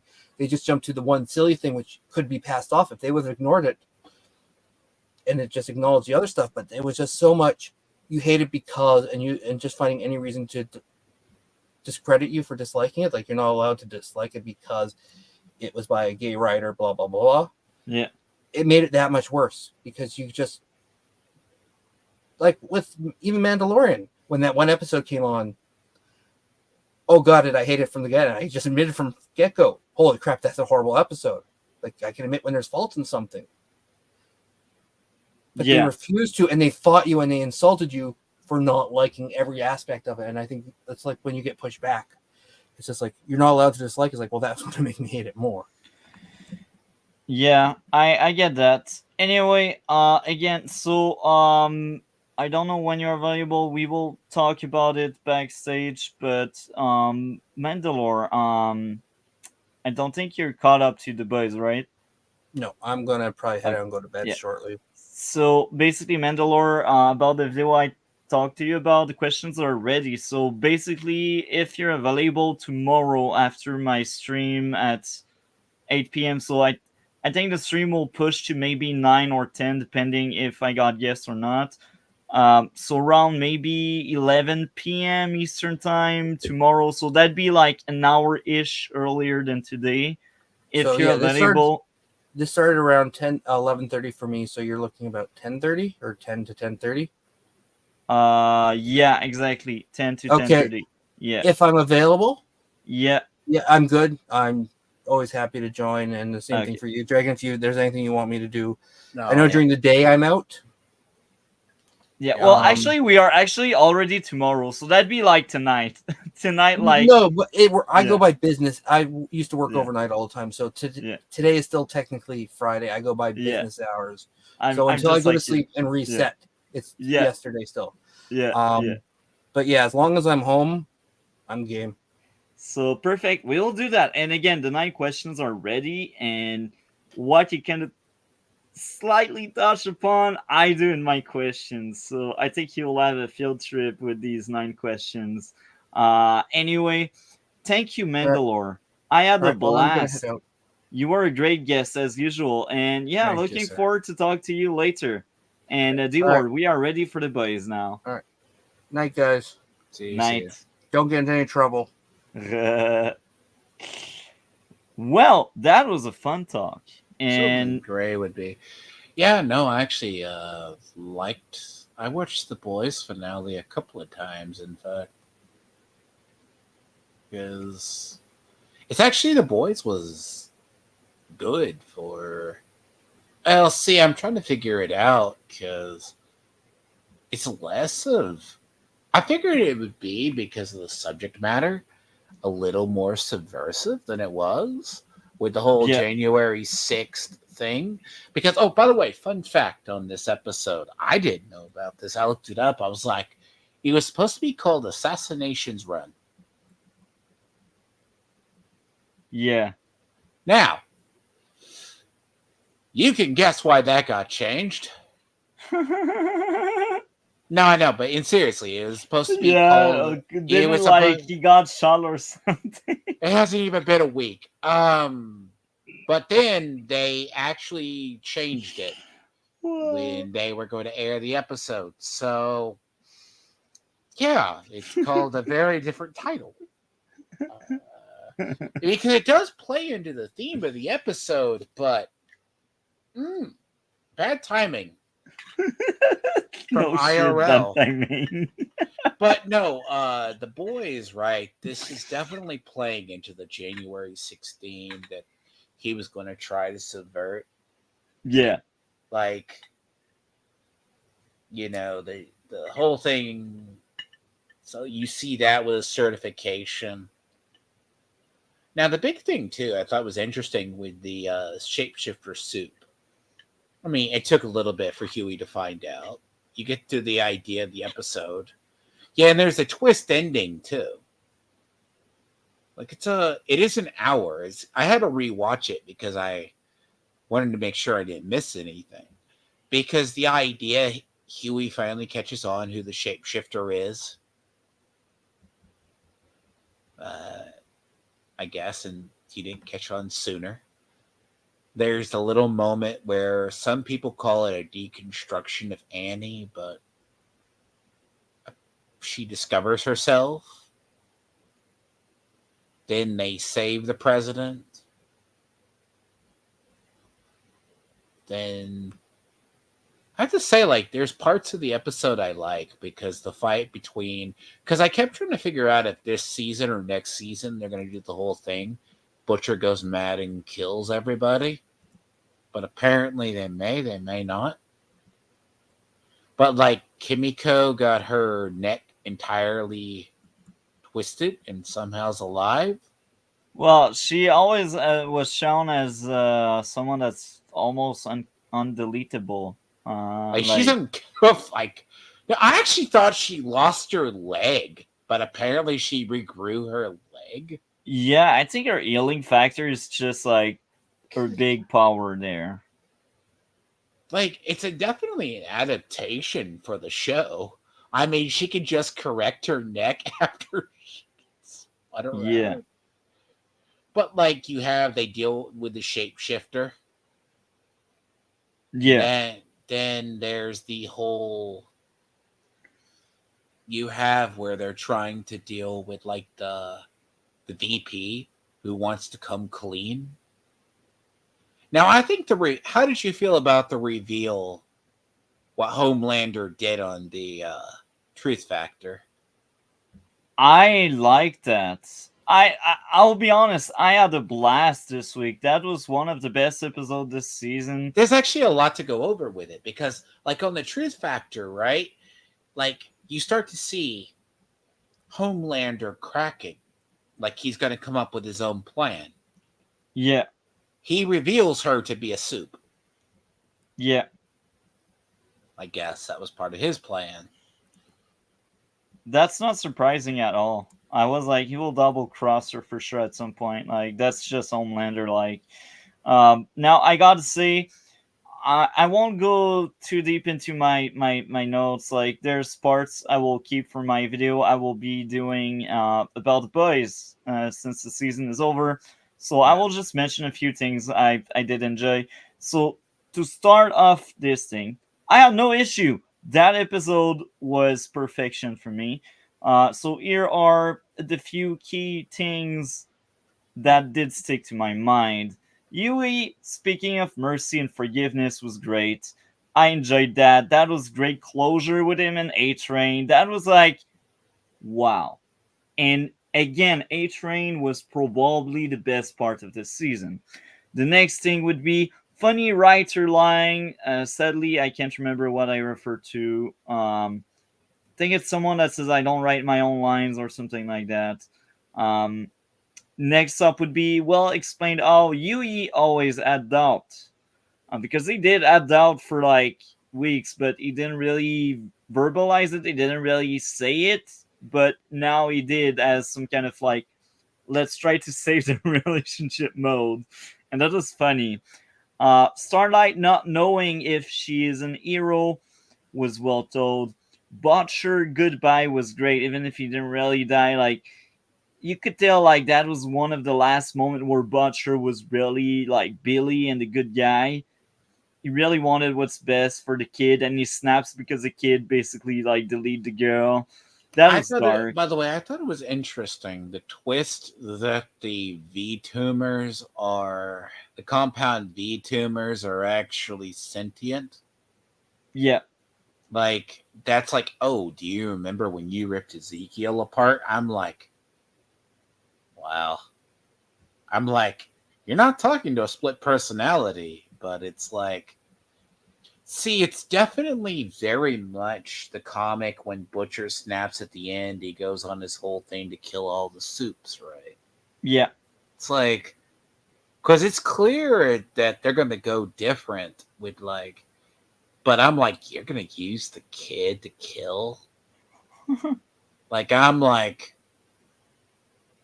okay. I'm like, it's 50-50 that Butcher's going to go out just dying in a thing. But I'm also thinking, I'm like,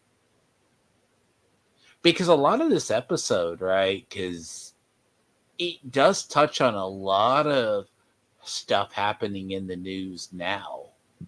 Yeah.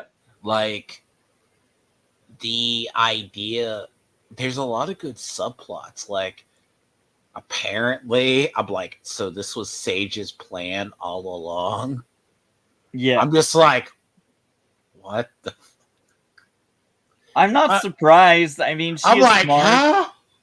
She's smart. I'm not surprised at all. That she was encountering, but it does have that weird moment too. But Like, she says there's a phase two, so I'd assume season 5 is her phase 2. do you mean like phase 2 would have been the soups take over or the other? Because it's weird, like how you forget the episode 2 where Homelander gets mad and like lasers a part of the thing because he discovers his son finds the Billy the Butcher photo. Scares the child. Yeah. Like he's sitting there and he's like, but why would you help me? I threw you out like garbage because I wanted to see if I could actually do it. Like, it's a hell of a ride in this episode too, especially the end scene, by the way. A lot of the scenes throughout the episode were very emotional for me. I felt something watching this episode. Now I got two other things I'd like to bring up. The deep breaking apart was cool. You can see that it like now he's a full on villain. Like it was always like in a weird place, but now he's like really like now he's enjoying like humiliating and like ending people lives. Like generally he is enjoying this crap. Yui realizing he is with the shapeshifter was also about time. That was fun. So I don't have. Well, I have more to say, but again, I will keep that for the video I plan on making.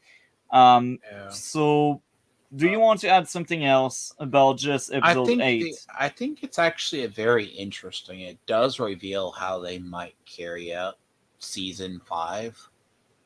Like, I think the thing with the virus it's played out. It's playing out very different because if you didn't notice, they reused some of the heroes from Gen V. Yeah, And I've seen there's supposed to be like a second episode of Gen V as well. Yeah. Like, you forget there's one really big moment and it answered a question. She just stopped speaking. She can apparently still cry or be vocal. Yeah. Like, the idea of the plan goes according. It's like, I kind of was like, so the boys are going to go into hiding, but then apparently they get found out immediately. Well, if everyone is after them, of course they will be found. Well, there's the whole thing too. Apparently Sage planned on Newman getting murdered somehow. And how she got the video, I guess, was because the shapeshifter gave it. Yeah. Or no. I don't know. It wasn't the shapeshifter was there. The video got out, and then, or she countered Butcher doing it. And it sets up a really interesting going into a final season, because if Homelander snaps, right? Because did you catch that the daughter went to the same home that the mother came from and wanted to escape from? Yeah. Like, it's a pretty, like, you think like they're going to get away and go into hiding and do something, but then they get captured.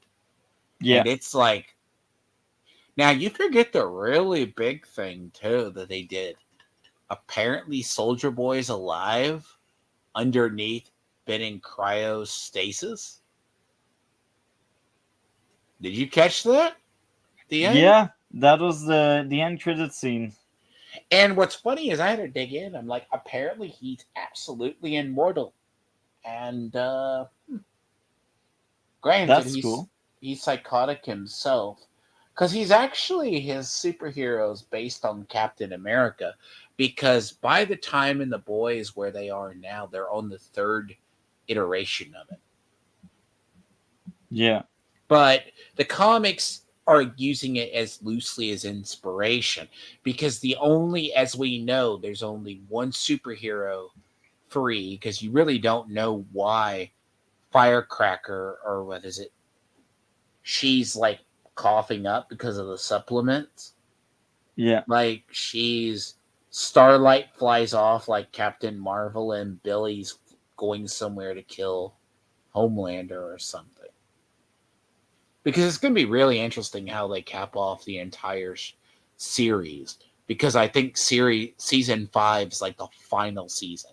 Yeah, it is. It's confirmed. It's the end. But I'm going to you'll have yours, and I'll watch that. I'm going to do mine because I'm going to rewatch it. Like, the idea, because it's really fire, a lot of stuff happened. Yeah. Like, Homelander looks like he's about to snap a couple of times. Yeah. But it's like, there's like stuff you just got to see if they pay it off. Like Ashley, the reason why they didn't find Ashley, because she took injected compound V. Like the little scenes, like when they're killing off the employees, because Homelander thinks his plan's going to go off. He's like, you're a writer. Tell me something. And he like tortures the guy, and he still punches the guy through the head. Yeah. You have like Black Noir. He goes, oh, so that's what a murder boater is. It's like, okay. It's a good finale compared to like the Acolyte. Yeah. It's like, it only sucks you have to wait like a year for like anything else. Then Acolyte falls into, I forgot it existed. So I don't have a lot more to say for now. So I will give episode 8 a 10 out of 10. What about you, Dlord? I give it a 10 out of 10 as well. I think it's going to be a very interesting final season. I just hope they don't Games of Thrones it. I mean, if they go way too political, like, it's going to be very interesting if they dive into like the internment camps and all the other crap. Yeah. that they've been hinting at. It's going to be very interesting because the one thing that gets people about the boys currently is I've seen a lot of people, even if they're liberal leaning or progressive leaning, they say it's supposed to be satire, but they don't realize it's satire on everybody. Yeah. Like this one, they take shots at people. It's not a show meant for kids. That's true.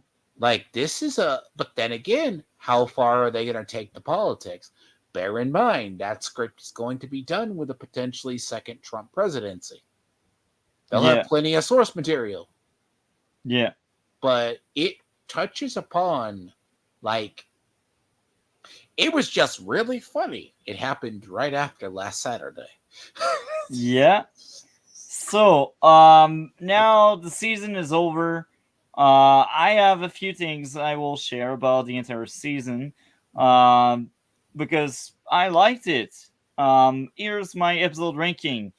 And then I will ask you what's your favorite and least favorite. So, here's my ranking. In first place, we got episode 6 with a 10 out of 10, followed in second place by episode 8 with a 10 out of 10, followed by episode 5 with a 9.9 out of 10 in third place. In fourth place, we got episode 4 with a 9.8 out of 10. Next, we got episode 7 with a 9.7 out of 10. In sixth place, we got episode 3 with a 8.5 out of 10.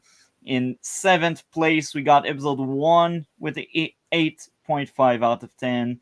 In last place for me, that was episode 2 with a 8.5 out of 10. So, what would be your favorite and least favorite episode this season? No, besides, I think the finale was good. I would actually put, in reality, I think it's the Dirty Business that's a tough episode. That's the tech. I think that's the one with the Tech Knight rape thing. Like, I put on average. I mean, this season had a lot of hate amongst because of the political thing. I think I don't know. The Insider felt like a weird flatter episode to me, outside of the octopus. Like, I'll put pretty much this season as close to like a 7 out of 10 for the most part. Because even if you take the cringier episodes out, which they do go a lot farther, because there's a lot of people. See, Multi, you used to watch Eric and them. They have a lot of issues with the consent issues in the last 3 or 4 episodes. Yeah, I actually haven't seen like any of their content in a long time. I'll be honest, I don't really watch YouTube that much often. I know, but you're like me. You start doing YouTube, but like I've caught people just. I'll watch it myself, and then I'll see if they notice something, and then I'll watch like a few. Like, I literally watched a lot of these episodes once or twice. Now, like, the idea of, I will say, the Dirty Business episode sticks with me a little. But certain parts of it. Now, do I think they could execute it better? Now, do I think one of the best actors is Homelander? Yes. So it's going to be very interesting, as I said, how they wrap it up. I mean, I agree. I'm excited about the wrap up. It's the last season. All depends on how far. I think it's going to be heavily influenced by this election season in the U.S. Yeah, because that's what I think too. Because I prepare people. If you've not seen The Boys this season, it does go to very extreme places. Yeah, that's true. So I got a few things about the entire season. So my first issue with the entire season would be the start of the season didn't feel as solid as the back half. Like I had a lot more issues, and these 3 episodes are far better than most episodes in season 2 and 3, but they don't come any close to the ones in season 1. Second issue, Yui's subplot with his parents was indeed important, but it did drag down the show from the drama with the 7. And I feel like maybe they could have cut bits of it. I I don't really see how the mother was relevant. Um, I just don't see it. Like she wasn't around in the past, and now she comes back. I feel like she came back only to say, "Oh, the mother is still alive, and she has uh postpartum shenanigan stuff just to drop buzzword like Gen V did." This That's how I felt the with the mother. parents were used more as a plot device to work with Huey's character this season. Yeah. So, love or hate it, that's actually how they did it. I thought it was a little weird playing with that myself, but Yeah. it's using the parents to. But a lot of this is about. That's why when it's weird when you see Huey's parents mentioned like this season, like especially with the father like dying, it's like even Newman later on goes, "Yeah, I heard about your thing." And what's weird about it as well is the fact that the father wasn't around in season 2 and 3. The father was there, like I believe, in like 1 episode in the entire show up to that point, so it wasn't even that important. Um. Anyway, let's go back on track. So I only got 2 issues, and I already said both. I liked a lot of stuff. The action was great. The story was entertaining. The 7 were all great. Characters feel different as they got growth and change during the show's life.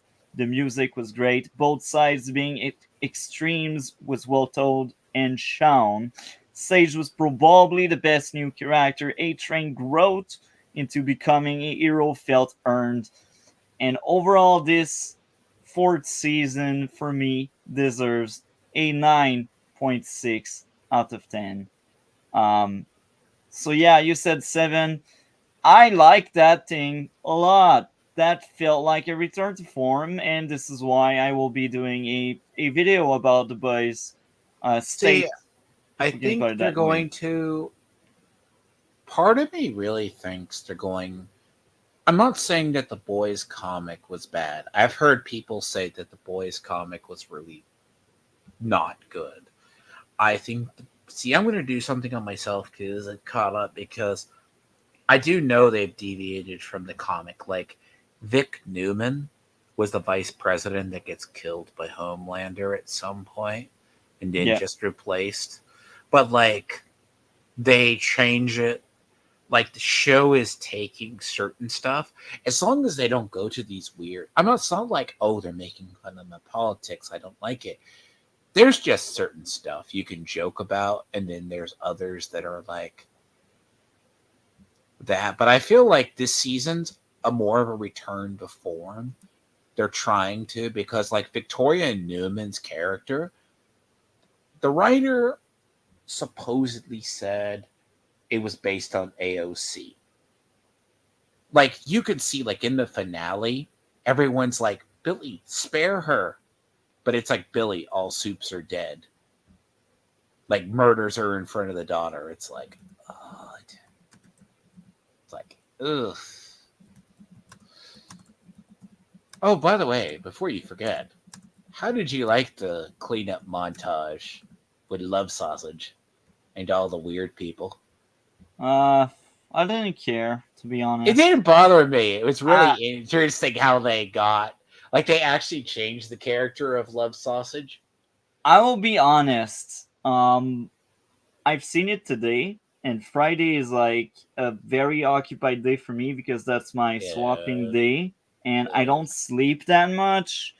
so I'm not maybe like in the best shape, Mhm. but yeah, that's fine. That's fine. Do you want to add more to the Boys season I'm 4 good. I'll before we end probably this? no, I'm good. As I said, I'm gonna do probably something because I'm gonna cover the whole travesty that is the Acolyte series. Hell And yeah. I've talked about Mandalore because as soon as you introduced him, I've been talking to him to do some stuff on. Like I do talk like talking the fandom. I like Yeah. talking a lot of fandoms and hobby stuff, so that's like right up my alley. You know what? Like, I will tell you something backstage. What I basically told him yesterday. Yeah, But yeah, I think we are done for today. Thank you you're for good. everyone that came to the show, just like you and Mandalore, and the viewers in chat. I had a blast. That was fun. And be ready. There's two other videos about the boys and the Acolyte. One about the Acolyte, one about the boys. One is how the Acolyte failed, and the other one is how the boys succeeded, because I like to be honest about stuff, and I do think the Acolyte failed while the boys succeeded. And it's surprising because I don't like season 2 and 3 of The Boys. I adore season 1 and I adore season 4. But that's it for now. Thank you for watching. Tomorrow we got Twisters and Twister mainstream movie reviews, the new podcast I will start 8 p.m. Just before we leave, have you seen the Twisters movie, the first one or the second one or both? I've seen the first one. I have no plans to see the second. Okay. I that scarred my childhood. But Do you want to opt in tomorrow I'll so we pass. can talk? I will. Thank you for the opportunity, but I will pass. You'll pass. Okay, well, this is the end for now, and we'll talk See ya. backstage.